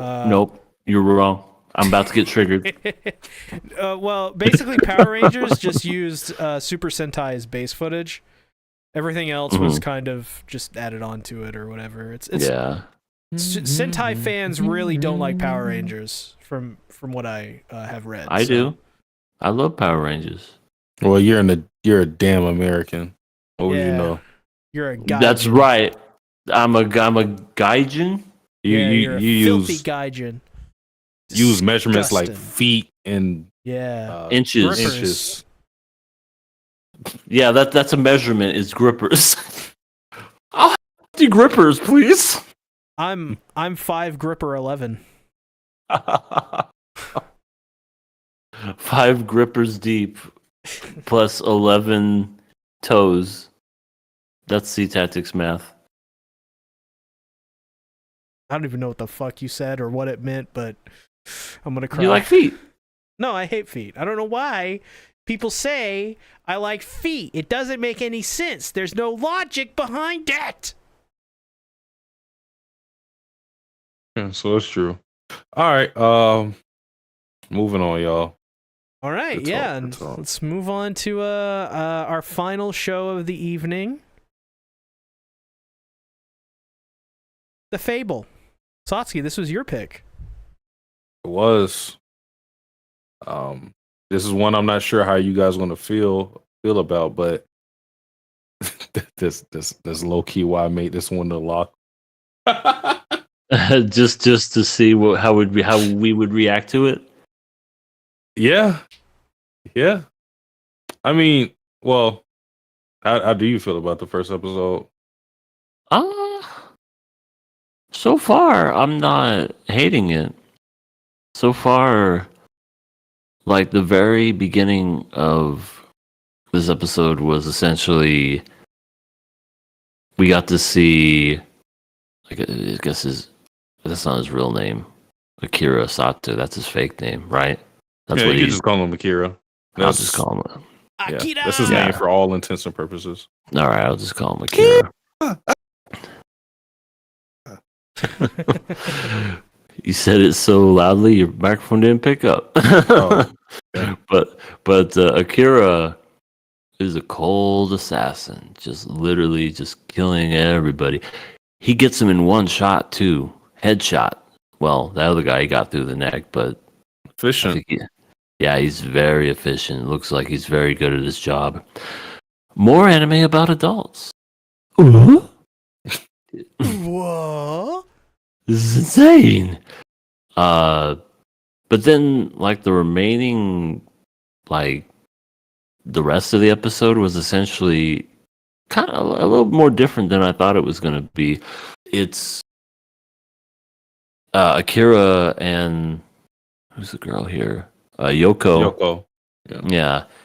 They Yoko have Ono. to kind of just they kind of have to like be underground. They're going to be retired for a year and not have to do anything, which I'm like, that's interesting, because normally you see when it comes to assassin shows and whatever, you see people in the midst of everything, you see them retiring, you see them getting betrayed. But this one, it's like, lay low for a year and we'll contact you again once the year is up. So essentially, they're just taking a break. I'm like, that's interesting. They kind of give you the plot of this Hitman thing or a premise of this Hitman story. Like, oh, it's like anime John Wick. And then they're kind of like, no, slice of life. Yeah, that's what I kind of got from it. It's like we got more slice of life stuff. Yeah, the first 5 minutes was pretty badass, but then after that, it was just, all right, I'm going to go in and go to the bathroom. Don't kill nobody. I promise.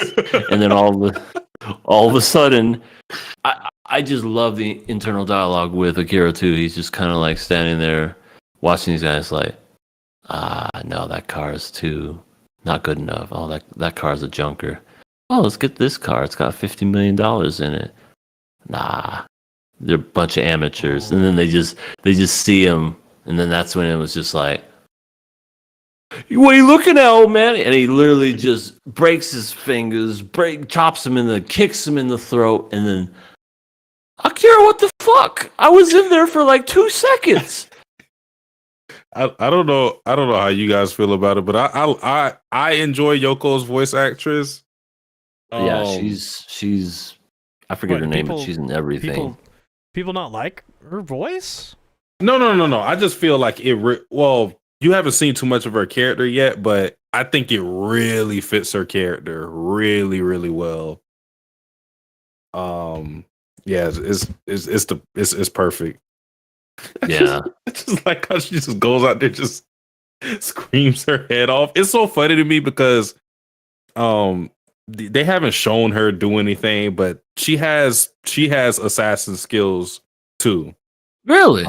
She talks about I mean they're all in the same trade, right? So she talks when they're in the car, she says that the boss trained her as well because the boss took her in when she was 10 years old, because her house burned down, their parents died. So she's been trained by that same guy who was given the order. So she's trained to be an assassin too.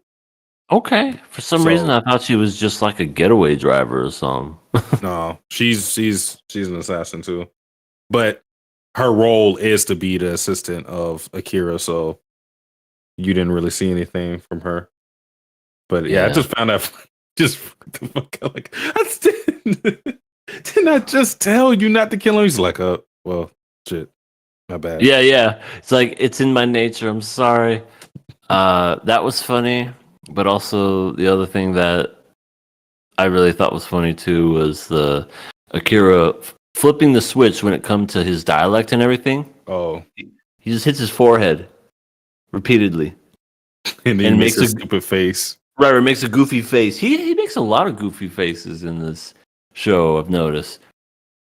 He just, I don't know. Yeah, he does that a lot.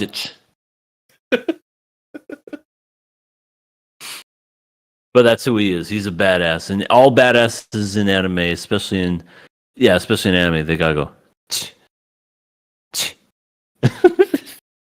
Stop with the and they hide their bullets in their shaving cream. Oh my gosh. Yeah, a lot of guns in their microwave. Yeah. I don't know who did the sound design for this, but they did a really good job with like the chamber of the bullet and then the magazine. I was like, it didn't sound like stock footage at all. It sounded like someone was recording like an actual gun up with a microphone. I thought that. Are you an assassin as well? Do you know how to clean a gun? Yeah, do you know what kind of gun that was? I don't have to be an assassin to know what a gun is. Like but it was 44. No. If anything, it was probably a Glock 35. But what would I know? What would I know? But it sounded real authentic and really good. I liked that. I thought that was pretty neat. Well, here's a radical question from our beloved light ruler 003. Will there be incest with the fake siblings? Do you actually want to know that? I don't. Let's just say this. Let's just say this. I picked this show. So what do you think? Do you think I would have picked the incest show? Well, it's not even incest, but yeah, it wouldn't be incest really, but right. But they're not even they're not even the weird step sibling type of thing. They're not even siblings. They're just people that work together. They don't seem into each other so far. So far they don't. It seems like Akira really just likes to kind of boss her around, honestly. Oh yeah, when you were eating the fish, it was like blow on this. So stupid. And then when she got it, she looked at the boss like, "Am I supposed to do this?" And then he's like, "Yes." I love how he goes to eat it and it's still hot too. Like, That damn, sucker must have been really hot. Yeah. She blew on it for a long time. That's what she said. Yeah. I was waiting for that. Oh god. But I like how he just called her GPS lady before they got their fake identities. This is either going to be the best Vin Diesel anime ever, or I don't know. I just wanted to say that. They need to have Vin Diesel do the voice of Akira. Family. Just have him go, I can flip the switch just like that. But in Vin Diesel's voice. No, he'd be like, no, that makes me look too weak. Completely reanimate it, make it to where he has to flex his muscles every time. Just like Popeyes or something, eat spinach.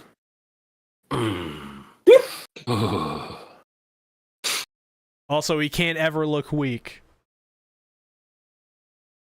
Yeah. Nope. He cannot look weak. I mean, that was we pretty much covered everything that happened in the episode. Yeah, it's very really quick. Yeah, it was just characterizing Akira and Yoko. More so Akira. It was very, like, I was kind of surprised by the episode because though everything kind of was very slower in pace, it went by quick. You know, like everything just kind of was like, here's the beat, here's the next beat, here's the next beat. And now we're apparently somewhere else with these other people and something with the Jackal, I think. Oh, no, not the Jackal. The Jackal was the TV show that he absolutely loved. Yeah. He's a serious assassin and then just sees this comedy show. Is like, oh, I love this show. It's so great. Yeah, that's the only thing that really moves on. Otherwise, he's just like, just let's do this. But no, he was. I don't know where they are, but I just remember seeing those two characters at the very end where they were talking about, yeah, Fable's going to be working here, so get used to it. It's like, what's going to happen next? And then we have that freaking cool Japanese rap song at the end. Yeah. I'm like, whoa, cool song. Those two guys at the end were Yakuza because the boss talks about how he has Yakuza connects for the place that they're going to be staying at. So that's why we focus on those two characters, because the guy that's sitting down, that was the boss, and the guy that was standing up, the bigger guy, was captain. So the guy that's like directly under him. Mm-hmm. And they are the only two that know about their situation. So there are more Yakuza in there that don't know what's going on with Akira and Yoko. And also, it should be noted that Akira is not just a hitman; he's a famous hitman. Like, people know him by a title, Fable. So I felt like that should be mentioned. Okay, he's famous in the underground, so some Yakuza probably just know of him. It's funny how they he even said too, he's like, y'all gave me that name. I didn't want any of this. I just do my job. I mean, thinking about it, what do you think Fable could even like mean if he didn't give himself that name? To me, it's kind of like maybe it's an ironic type thing where it's an assassin that's so like good at their job, it's almost kind of like a fairy tale, like a fable in a way. Yeah. Like they're just that good. It's like, no, nobody's that good. That's a fable. That's an urban legend. Yeah, he lives up to it. I thought this was just a really, honestly, it's funny. I thought this was just a really elaborate marketing scheme for the new Fable game, but I think that failed miserably because I didn't see any fantasy aspect in it at all. No, I think it's probably something like that. However, I also think that maybe it could also be there is a tall story attached to this guy. Maybe he did something in the past that was like crazy, like he did some John Wick type shit. Well, he clearly did in this episode, but like he did some mega John Wick shit where he's like, yeah, I eliminated like 3 organizations single-handedly in 1 hour. with a blindfold and no weapons. Only my feet. Thus far With my he's killed 70, according to the boss guy. He's killed 71 people in the span of 6 years. So That's crazy. That's kind of a lot. Did he say 6 years? I thought he said in that year alone. well, his career, maybe he said that, and maybe I have to go back. He said the kill count this year was higher than usual. Okay, that's what. Okay, so then it was probably 71, but he said the kill. Okay, that's where I got confused. Yeah, because he's been an assassin. He's been a hitman for 6 years. I wonder if he was what he was before this. He was like some pizza delivery guy. Stay at home dad. He has a wife and kid. So I actually don't know how old he is. So on average, every year he killed 11 people. That's like one a month. It's crazy. That's insane. Guy is really good. Yeah, I guess you could call this guy a Fable. what are we? Some kind of the Fable? You know how like there are movies that say the name of the actual movie and the name of the movie is so ridiculous. Yeah. This could be one of those where it's like, oh my god, it's looks into the camera, the Fable, and then dies, and then splatter. The fucking title just appears with the blood and everything. This can't be real. It has to be a fairy tale. A myth. I can't believe it in my dying breath. Fable. The only thing that I have left to say to you is tell my wife that the password to the safe is Star Trek The Next Generation. I'm sorry, what? Could you repeat that? Star Trek the I am truly everything, everywhere, all at once. Get sniped. the only thing I didn't like about this show so far is the opening and ending sequences. They are horrible. The opening is pretty terrible. The visuals for the opening are pretty terrible. Yeah, I was not impressed by the opening either. The ending I liked. Just because of the song alone. The song's kind of an upbeat kind of feel to it. Yeah, I love the music for both of them. But I did not like the opening or the ending visuals at all. Yeah. I didn't look at the ending. Like I listened to the ending, but I didn't like look at it. Yeah, this isn't good. Could be better. Damn, it looks like I could have made this. Sasuke could have done better. Maybe you did, and that it was so bad you forgot about it due to trauma. They commissioned me. They didn't pay me for this. You completely dissociated while making that opening. I flipped the switch. Yep, that's what you did. I am now an underpaid Mappa employee. Just power up. If anything, it's a power down. I just immediately get bags under my eyes. Immediately keel over in pain. Oh man. Well, yeah. This is fun. This is an interesting first episode. To be honest, I went in with very low expectations. In fact, it was the first one I watched, and I'm like, all right, let's get this one out of the way. And then I watched it, and I was like, okay, not as bad as I thought it would be. I went in with very sexy expectations, and I wasn't let down. Well, good for you. I've got a pretty bad score on my anime list right now. Really? It's sitting at a 6.8. I'm pretty sure most of the shows we're covering have really low scores on Mal right now for no reason. Like Ranger Reject has a really low score. Really? It's Ranger because Reject? everybody's mad at Frieren being the number one. They're like, no, we gotta spam the dislike button or whatever. That's great. I mean, The score right now on my anime list for Ranger Reject isn't that bad, but I think it should be better.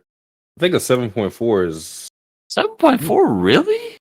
yeah. I thought that first episode was really good. That's yeah. That's kind of crazy. You know what it is? It's a bunch of redditors that saw that it was Super Sentai and quintessential quintuplets, or maybe not. I don't even know. And they just made a lot of they maybe watched the first 5 minutes or they didn't watch it at all and they just gave it a 1.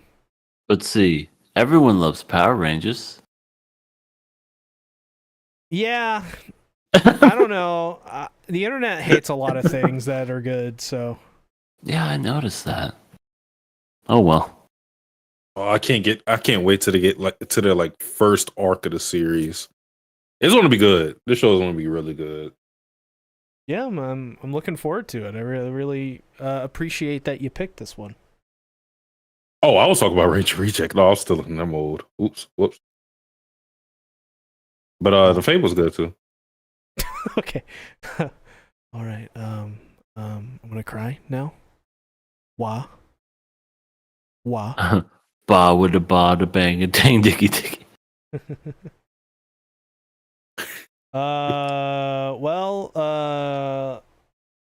Let's get into viewer questions. Viewer questions.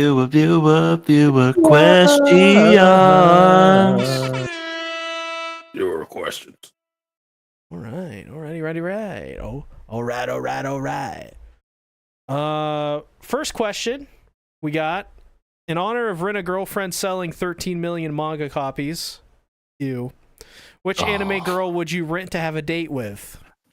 Neither. I would melt their scalp off and then freaking put a bullet in their face. No. I think it's that's not what. Yeah, any series. they didn't say Rent a Girlfriend. Yeah. Oh. I take that back. Well, in that case, I don't know. And I'm just saying this because I just think it would just be weird to pay someone to date you. Yeah. You know what I mean? If I wanted to do something like that, I would just date them instead of paying them to make it seem like they like me. I'd want them to actually like me. I mean, if I go at least that far to rent somebody to date me, might as well go to a strip club and just skip everything else. You know what I mean? Just pay for that sort of stuff. So, I don't know. But if I had to pick somebody to date or pretend date, rent, whatever,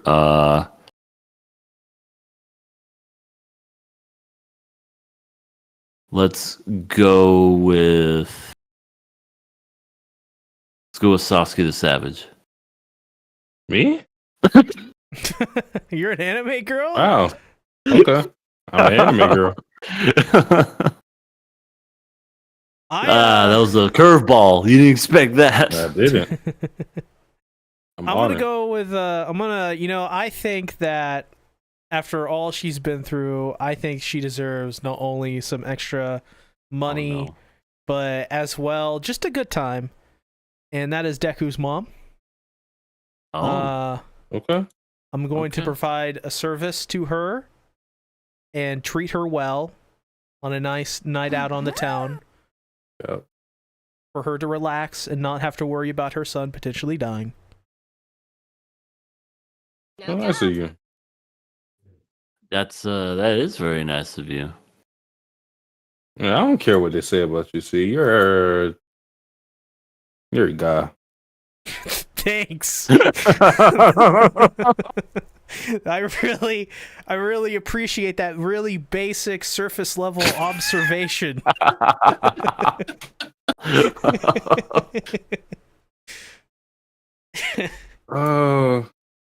I'm with the I don't really like this question because I wouldn't want to rent a girl per se. But I mean, if I had to choose, can they be dead? Like in this scenario, like if they're dead, would they be now living? I'm gonna just go with it. I guess. I'm going with Toru's mom. That's Kyoko. Alright. that's a good one. All right. There you go. Hmm. She'd probably be down to do it too. She seems, like she'd try new things. I mean, if I explained the situation to her, she probably wouldn't be too mad at it. So Then she gets some extra money. And there's this guy. His name's Light Ruler.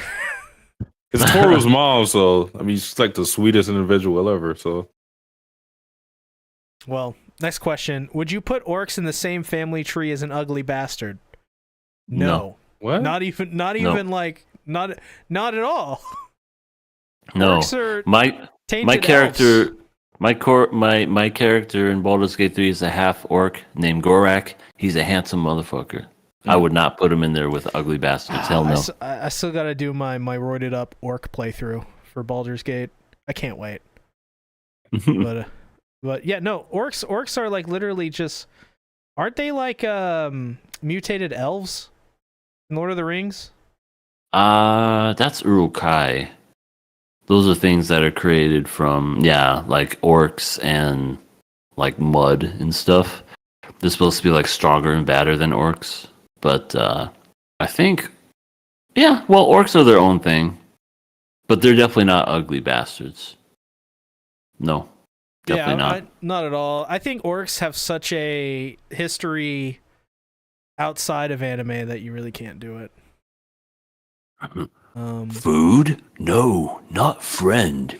Or not food. Friend. Oi. Looks like meat's on the menu, boys. Next question. Aqua and Yamai are roasting you. Which one would get on your nerves the most? Yamai.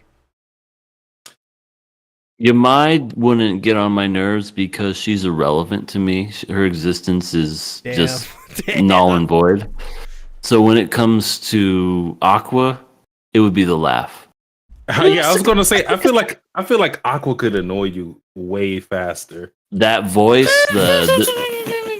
the shrill that she does, everything else would just let me do a parlor trick. If you do another fucking parlor trick. Yeah, Yamai, not even on my radar. I don't even consider her a threat. Damn. Yamai's worse, but I feel like Aqua could be more annoying. There you go.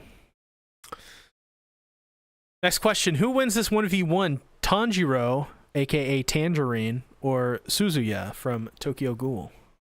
Who the hell is Suzuya? Isn't he the main guy?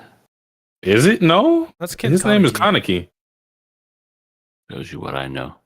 Suzuya's a trap. It looks like. Oh, is the patch dude? Little with the stitches? Yeah. Oh, I don't know what this guy can do.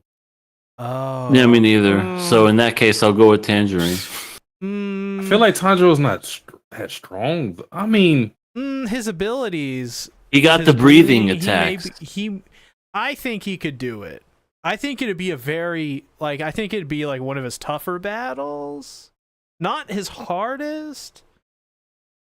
Let me look at his abilities. Let me look at Suzuya's abilities. Let me get a quick wiki read. Well, powers and abilities. Oh. Suzuya superhuman strength, superhuman speed, superhuman agility. Tanjiro pretty much has all of this so far. Mm-hmm. Pain tolerance, that doesn't matter. Swordsmanship, okay, that matters a little bit. Submachine gun. What the? Well, if he guess he's got a submachine gun, he automatically wins, right? Is that a power? 10. What the? He has a Mac 11. You were close. Well, I changed my vote. It's Suzuya because of the gun. Is Mac 10 the bigger or the smaller one? I don't know. Let's ask Fable. Well, he's not here right now. Yeah, he's doing this. QRW6 says Juzo hacks Tanjiro. So there you go.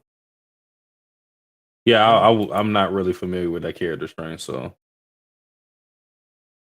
there we go. So Suzuki wins.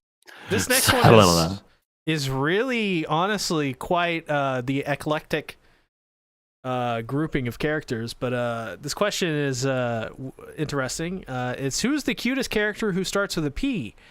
Power, Panda, Pochita, or Pikachu? Pikachu. Pikachu is so fucking adorable. I think it's well, I do like Pochita. Pochita's the voice, Pika, and then of course, just how wouldn't you just think how holding a little Pikachu in your arms would be so cute? It would just I want to pet one. It is true. But a chainsaw dog, EA. Fuck that. That speaks to you and says, "I love you, Denji." Oh.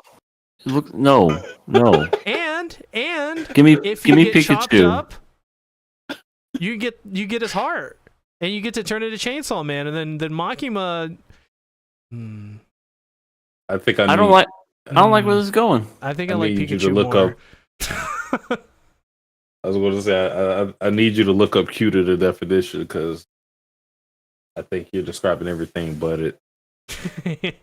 Pikachu is adorable. If you just find Pochita and there's no Makima or power involved or Aki, you're good. But yeah, Pikachu probably. Why is Power on the list? I don't know. People are thirsty. Out of all the chainsaw, well, they said P, so she's not cute. I feel like there's probably still somebody that's cuter than her. She's definitely not cute. She stinks. The only thing that was ever cute about her was like the ending themes, because that was sort of like out of character for her. That was the only time they ever really presented her as cute, was in those ending themes. Her breath has to smell like god awful. She hates eating vegetables. Think about that. And doesn't wipe her ass either. Doesn't wipe it. She seldom flushes. Yeah, she probably pisses and shits while she walks. She's a narcissist. She's a racist. she's very narcissistic. Go kill yourself. Like, I mean, Power is. She's the opposite of cute. If you. The only way someone could think Power is cute is if you glanced over and like in public and you saw just the way she looked. I still feel even just like, not saying can't like her design or anything like that, but I still wouldn't like call her design cute. Even if I knew nothing about her personality. She really has to be your type. The eyes are what do it. Like, I feel like if her eyes were different and maybe she didn't have sharp teeth, maybe she'd be cute. Well, even if you didn't know about the whole shitting. I'd say Denji's cute and he's got shark teeth, so. Yeah. Then again, Denji's an actual, like, good person, so. Is he? Yeah. Denji's a good boy. He kicked the dude in the nuts repeatedly. Well, he deserved it. He did. He didn't kick the. You know what? I'm not gonna go down this rabbit hole. Also, Sodomy. Panda is cute. So. No. When he's a little panda form. Oh, I guess he's more goofy than he is anything else. But now he's dead. I would love if Panda hugged me. That would be nice. Panda's dead? I'm assuming everyone fucking died in that show. That's true. Everyone dies in JJK. Rest and rip, Nobara. Next question. Who wins this 1v1? Boros or Naruto? I mean, I would assume, even though I don't know much about Naruto, I would assume that Naruto is pretty fucking strong. Oh, Boros and One Punch Man on Naruto. The alien guy from season 1? Yeah, he was the alien guy that was basically like Saitama. And without Saitama whooping his ass, he probably would have killed everybody. I don't know much about Naruto. I couldn't give you the answer.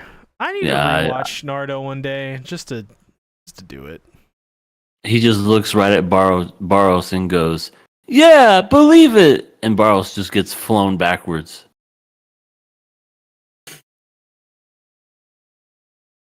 I'm gonna go on Naruto. All right. There you go. Yeah. There you go. Next question: who would win in this 1v1, Itachi or Jiraiya? Don't know. I don't know either. It depends on which Itachi. If we're talking about no Edo Tensei, then that would be a good fight. I'll say that much. That would be a good fight. I'm more inclined to say Itachi. That'll be a really good fight, though. Next question: you have to fight Darth Vader. Who are you taking with you? Ashoka Tano, Ahsoka, Kui Tano, Qui-Gon Jinn. Okay, so let me read this. I Let me don't read know, this. yeah, Let I me don't step away. I will. That episode of Ranger Reject where you like get out the way. That's me right now. Get out the way. See, you have to fight Darth Vader. Who are you taking with you? Ahsoka Tano, Qui-Gon Jinn, Obi-Wan Kenobi, or Padme. That's a joke. Padme Amidala. No, not Padme. Okay, actually, you know what? I understand why they picked Padme because that's Anakin Skywalker's wife. But he killed her. So, I mean, maybe you could fuck with her, with him, with Padme. Fuck with but her. here's Darth Vader, Padme. Ooh. I mean, if you're fighting Darth Vader, you're probably going to die anyway. So, I mean, you might as Correct. well. Might as well fuck him up even more, right? The only one, in my opinion, who I think would stand a chance, and that's Obi-Wan Kenobi, just because Luke became the best, Darth Vader became the ultimate Sith, but Obi-Wan Kenobi was always a resilient Jedi, and Qui-Gon Jinn was his master. Ahsoka Tano was Anakin Skywalker's apprentice, aka Padawan. But I would say, yeah, Obi-Wan Kenobi, his old sensei, his old master, to quail him. Darth Vader's still whooping everyone's ass. Yeah, that's the thing. You're still losing, so it doesn't really matter unless like you're as strong as these guys. Yeah, Obi-Wan's the only one that could come close, but Darth Vader's still owning everyone's ass. So, who would I pick? I'd be like, Obi-Wan, yeah, we're gonna fight him. And then as soon as the fight started, I'm hauling ass the other direction. Yeah, distract them. Seriously, and then I'm done. I'm like hiding from the Empire. Well, Yeah. next question. Which of these which of these Jujutsu Kaisen characters would you bring back to life? Nobara, Nanami, Geto in the Geto, or Toji? Nobara. Don't even have to think about it. The most mistreated character ever. I feel like that's the only right. Wait, yeah, I feel like that's the only right choice. Yeah, everyone else is kind of like Nanami's character is finished, Geto, finished, Toji finished. Everybody served their purpose. Mm-hmm. Nobara's the only one that you could bring back and she would have a place. I think pretty much no matter what. Yeah. Yeah, especially because her death, we already talked about this. Her death did the same thing that Nanami's death did, which was shake Yuji to his core and bring him even more despair. You already did that with Nami, so that wasn't necessary with Nobara. And I actually think you could have done more with Nobara being alive and maybe having some ramifications of Shibuya, maybe like their relationship rifts because Nobara wasn't strong enough, and Yuji's surpassing her, and they go off on their own ways. You could have did a lot more with Nobara than what you did with these other characters. The other characters they did their thing. That's it. And then we already saw Toji. Well, see, it's too hard. It's too hard to write female characters, man. Oh, I forgot. Oh my god. It's easier to kill them. Gege has said as much that he doesn't enjoy drawing female characters and he doesn't have a favorite. So that should tell you some things. Mm-hmm. Which is a real fucking shame because he made such good ones. Yeah, he says he hates them, but yet he has some of the best female character designs in modern shonen. It's like, what? What? I don't know. Moving on. I think he has problems. I think he's mentally insane. You're insane. In the membrane. Which family / clan is more messed up in your opinion? The Jaegers, Somas, Vin Smoke, or Zenins? It's gonna take me in. So, well, I don't know One Piece. I don't know what Vin Smoke is. It sounds like Vin Diesel smoking. Oh, can't talk about that. Can't talk about them because that's a big spoiler. The Somas are with what's her face. We find out. It's a woman. Akito, Akito. Yuki, Kyo. Yeah, that family's pretty fucked up. I mean, if I'm looking at it at just the dynamic, I mean, yeah, I know it got solved at the end with Toru and everything, but if it wasn't for Toru, family's fucked up, man. I think the Jaegers. The Jaegers are fucked up through time. Through different branches of reality, they're fucked up. They're that fucked up. So, I would say that.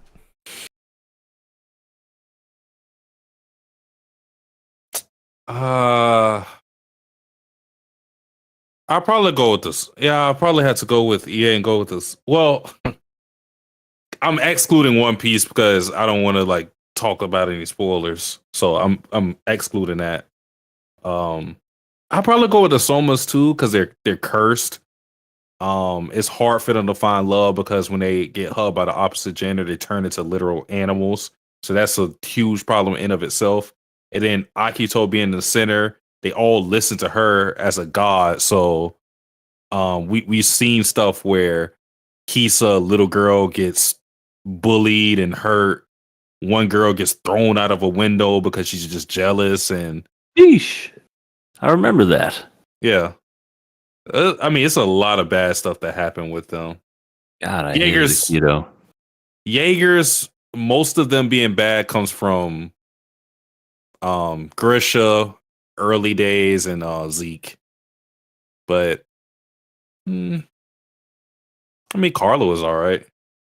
Carla kind of, kind of a MILF. Yeah, fuck Zeke. And I guess you could also include his other wife. I forgot her name. Dinah. Yeah, Dinah. Kind of a MILF too. She was kind of messed up too because I mean she also had culpability with pushing Zeke the way they did. So they're messed up, but Somas are really, really messed up. I didn't even actually know because I didn't even talk about the Soma parents because the parents are really bad. Ooh, yeah. I forgot about them, but you're right.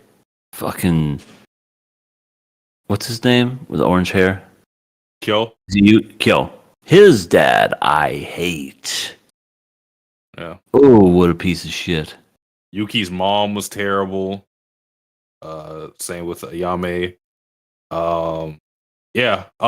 And Ren's parents was awful as well. Yeah, the Somas are really, really bad now that I really think about it.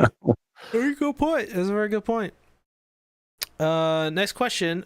Who would make the best roommate? I don't know any of these characters besides like two of them, but Daryl Dixon, Sheldon Cooper, Joey Tribbiani, or Jessica. I know everybody Day? except for one. I know Joey from Friends. Sheldon I don't know Cooper Jessica. Would be the worst fucking roommate in the world. Nerd. He is a nerd, but he is an over-analytical, very opinionated, just piece of crap. I could not live with him. He's like deeply autistic. He really is. He's one of those where he's never wrong. He thinks he's always right, and you're just left there going, dude, I'm just taking a glass of milk and I'm just drinking it. No, you can't drink it because you have to. I understand the series is a comedy, but I look at that and I'm just like, if you lived with someone like that, you'd want to. Sheldon would be dead. Like someone would legit bash his face in. Yeah, that's true. And the cops would be like, "Why'd you do it?" And he said, "He had it coming." And the cops would be like, "Fair, you're off." Right? They would. They'd be like, "You know what? I know where you're coming from. We got calls on him multiple times. He always snitched on the neighbors. Now he's just don't stay out after 10 tonight. You're good." Yep. But I don't know. I mean, I haven't seen Walking Dead in years, so I couldn't tell you about Daryl Dixon. It's Daryl. The only person I don't know about is Jessica, but here's why you don't want Joey. Joey is a slob. Mm-hmm. How you doing? And he's just gonna fuck women in his room all day. Yeah. Too. So you're gonna be kept up with that. Which one was Joey? Was that he was the ladies' man. Yeah. Okay. Right. He had his own show that kind of bombed after Friends. It was called Joey. I guess I'm the only one that knows that. I'm sorry. Yeah, I was gonna say I never seen that. I don't know anything about that. That just. I guess there's a reason why. Yeah. It didn't do too well. Daryl, on the other hand, he kind of just keeps to himself. Yeah, he'd be very quiet. And also, he can take care of himself. If there was anything that would ever happen, he'd let you know. He'd be like, "We gotta go. Zombies are here." And you're like, "Okay." You don't even have to question it. I'm gonna go out and hunt dinner. Be right back. Seriously, he would go out, he'd hunt, and he'd be like, "He'll be okay. He'll be back in like an hour or two." He does this shit all the time. Yeah, he'll be pretty chill. Yeah, I mean, you wouldn't. Conversations would be very dull. How was your day? Good. Just get a grunt. Just. That's essentially the conversation. Because I want to kill him. So there you go. Wow. All right. He wants to commit murder on somebody. You heard it here, folks. Next question. Which sensei wins this fight? Yumi, Jiraiya, Urahara, or Gojo? I don't know. I don't know how strong Yami is in Black Clover because I never read it or watched it. Yeah, Killer I opening. Gojo's pretty strong. Uriah's pretty strong. Urahara. You know the only thing about Gojo is I don't think he's as strong as these people are in terms of output of power, but Gojo's ability, his limitless, doesn't allow him to be touched. So, I mean, you can't really do anything against that. At least not these characters. Well, Jiraiya does have sound. I'm gonna go with Urahara.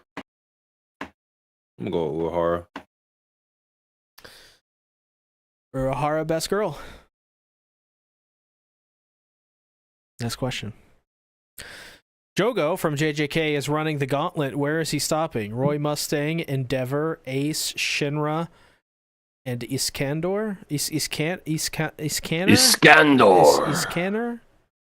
Escanor? Escanor. Escanor. I don't. Well, I mean, he's the power of 9 Sukuna fingers. They're all right? fire. I think that's the thing is they're all fire. Yeah. So he's destroying Roy Mustang. That's a given. He's probably Endeavor would be a tough one. I haven't ever seen Endeavor fight in full capacity because I never got that far in My Hero, so I don't know how he would fare with Endeavor. I don't know. I think Ace. So it's He can't be Ace. Yeah, he can't because Ace fought in Enius Lobby Blackbeard. So, and I feel like Blackbeard with his fruit is just insane. So, Well, it's just, I mean, he's made of fire. that's Joko also true. literally can't do anything. He can't do anything to him. Yep. Poor Jogo.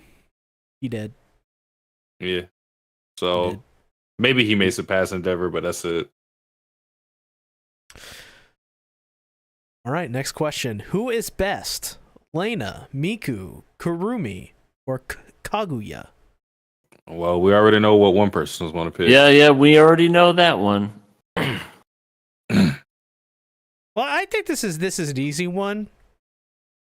Kaguya. Yeah, we know. We know. Who is best? When I think best, I think, who is maybe like the best written, who is maybe, the best, has the best abilities, who brings the most to the table. And like when you look at Miku, she's a quintuplet. She's kind of dumb, but she knows a lot. She knows a lot about history.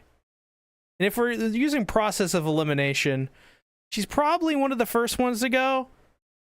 And as well, like she's just like, not as good as the others, right?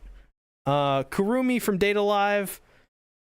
I've never seen it, so I really can't comment. Kaguya from Love is War. Kaguya's cool. I enjoy Kaguya, but who is in the list of who is best? There, like I said, we compare it to who's left, which is Kurumi and Lena. I don't know much about Kurumi, but we know what Lena does. She's handler 1. She's kind of sorta is like on the front lines of war to save what's left of humanity. She's like one of the key figures. She's also a really good strategist. I think Lena wins this one here because it just makes the most sense. Like are you gonna have Miku and Kaguya go up against Lena, who is in the military? It just it's like it just doesn't it's not it's just and and yeah. Vladilina Milize clearly is the best one out of this list. What do you guys think?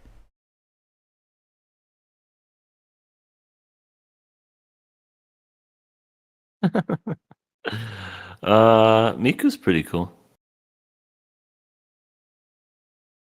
Oh, she's cool. I'm going with Kaguya Shinomiya.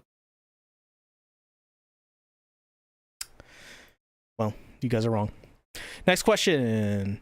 Who would you spend the day with? Wait. Oh, God. Deja vu? Vladilina, Miku, Kurumi, or Kaguya? I'll pick the one that's not in high school. So I'll go with Vladilina. Can I not spend the day with anybody? I feel like all of them would give me a headache. Yeah, I'm done. I'm tired. Leave me alone. They would have so much energy. They'd go, EA, let's go on that Ferris wheel. I'll be like, no. No, I don't want to go on that Ferris wheel. Oh, come on. They just start dragging me. I'm like, Can we go on that bench? Yeah. It's like, could I sit on that bench and eat my ice cream? Take a load off my... What about the rom-com tropes? Yeah, I'm gonna invent some new ones by sitting on the bench and being tired. Oh my God.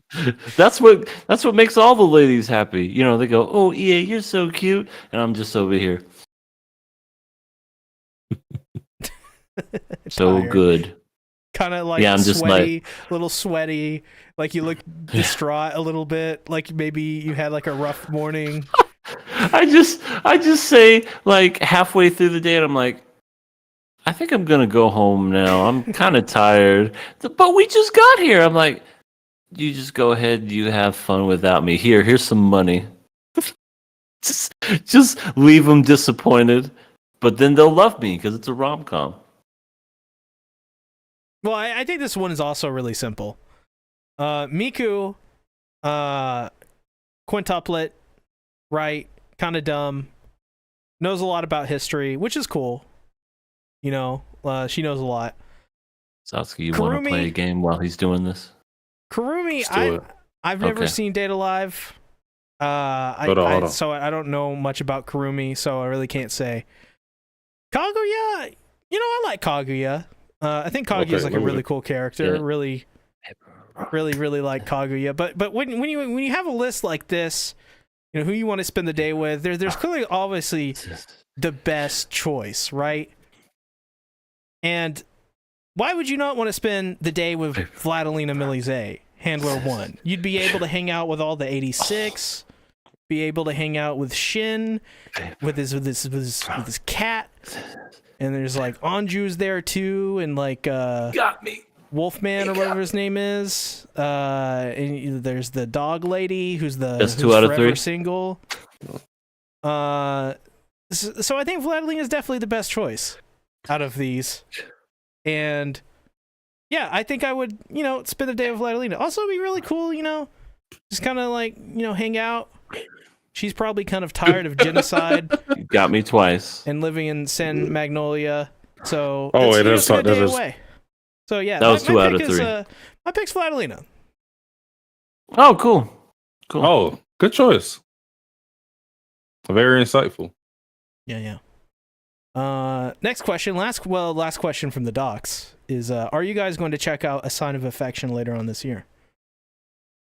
Good question. Yeah, I was going to check it out.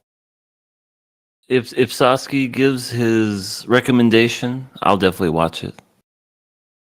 I might read them. If it's a manga, I might read the manga first because it's easier for me to read rather than watch.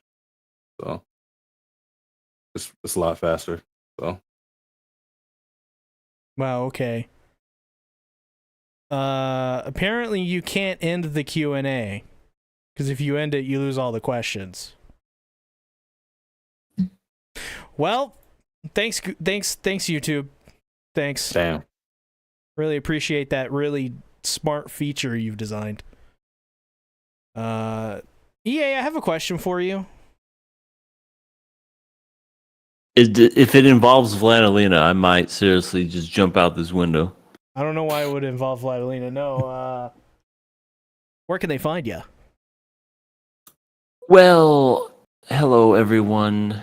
Oh shoot, I just realized I forgot to share this fucking thing out. But that's okay. Hey everybody, it's your old pal Everything Animated, and we do a little thing on my channel called Nothing. I haven't done anything in a while, but one of these days it's gonna come true. Just like D, he has dreams. Oh, did I log out of Patreon? You fucking kid. We have a Patreon. I don't have the link up for it. Let me sign back into it really quick. Hold on. Okay, there it is. Oh, thank God. There we go. Oh, Lightning Eagle, you had creative questions? See, we have to read them. We can't. You deleted them? No, I didn't. Google did. If you select end Q&A, it deletes all the questions. My God. My God. It's Really good design, right? yeah, that's really shitty. Sorry, we'll get you next week, Ellie. Find me at my my YouTubes. Find me, or you can sign up for our Twitter, King of Anime Podcast. That way you know whenever we go live. Except for today, I dropped the ball on that one. And we also have a Patreon. What does our Patreon include? Well, I'll tell you once these pop-ups go away. We have a King of Anime video game special. Very good conversation piece. Madoka Magica Rebellion. Pretty sweet, pretty sweet. And our KOA Drunken podcast, where me and Sasuke talk about our drunken adventures. We do have one in the works, I believe. It's just a matter of just getting it done. So check me out on all those places, all those streaming sites, all those links, and I will see you next time. Satsuki. It's me. All right. I'm guessing you want to know where they can find me, so I'll let y'all in on a little secret. You can find me on my main channel, Sasuke the Savage, as well as my Twitch, Sasuke Does Savage. That's not with a THE, that's with a DA. You understand me? All right. Simple enough. Yes, sir. That is where I stream every weekend, Saturday, Sundays, 3 p.m. Eastern Standard Time. Really 3:30. Sometimes I may go a little earlier than that. Just I take it a day at a time. I actually finished Danganronpa Ultra Despair Girls last weekend, so I have a open slot, and eventually I'm going to play Booty Blade, aka Stellar Blade, and Persona 3 Reloaded, probably a month later. So I have a pretty clean roster coming up for games. So want to check that out? Check that out. We have a lot of fun every time on stream. And yeah, on my main channel, I need to start posting. I've been writing and I just have not actually gone to the video making process, but we're getting there. Baby steps. You know, the tortoise won a race. But yeah, that's where you can find me. Be easy. It's your boy. As for me, you can find me at the Sea Tactics, my main channel, but we don't care about that channel. Really, what you're here for is the Bento channel. So go check out Bento, because tomorrow new Chainsaw Man chapter is coming out again. This is like the 4th or 5th week in a row. So the bi-weekly devil is dead. He's been killed, thankfully. Once again, still pretty great. We're in a very great arc of Chainsaw Man right now.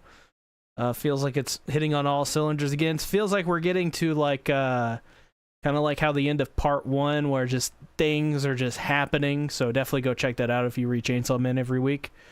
Today I just released my video on my analysis and review of the entire Bomb Girl arc, which is going to be the Urusei movie that's coming out.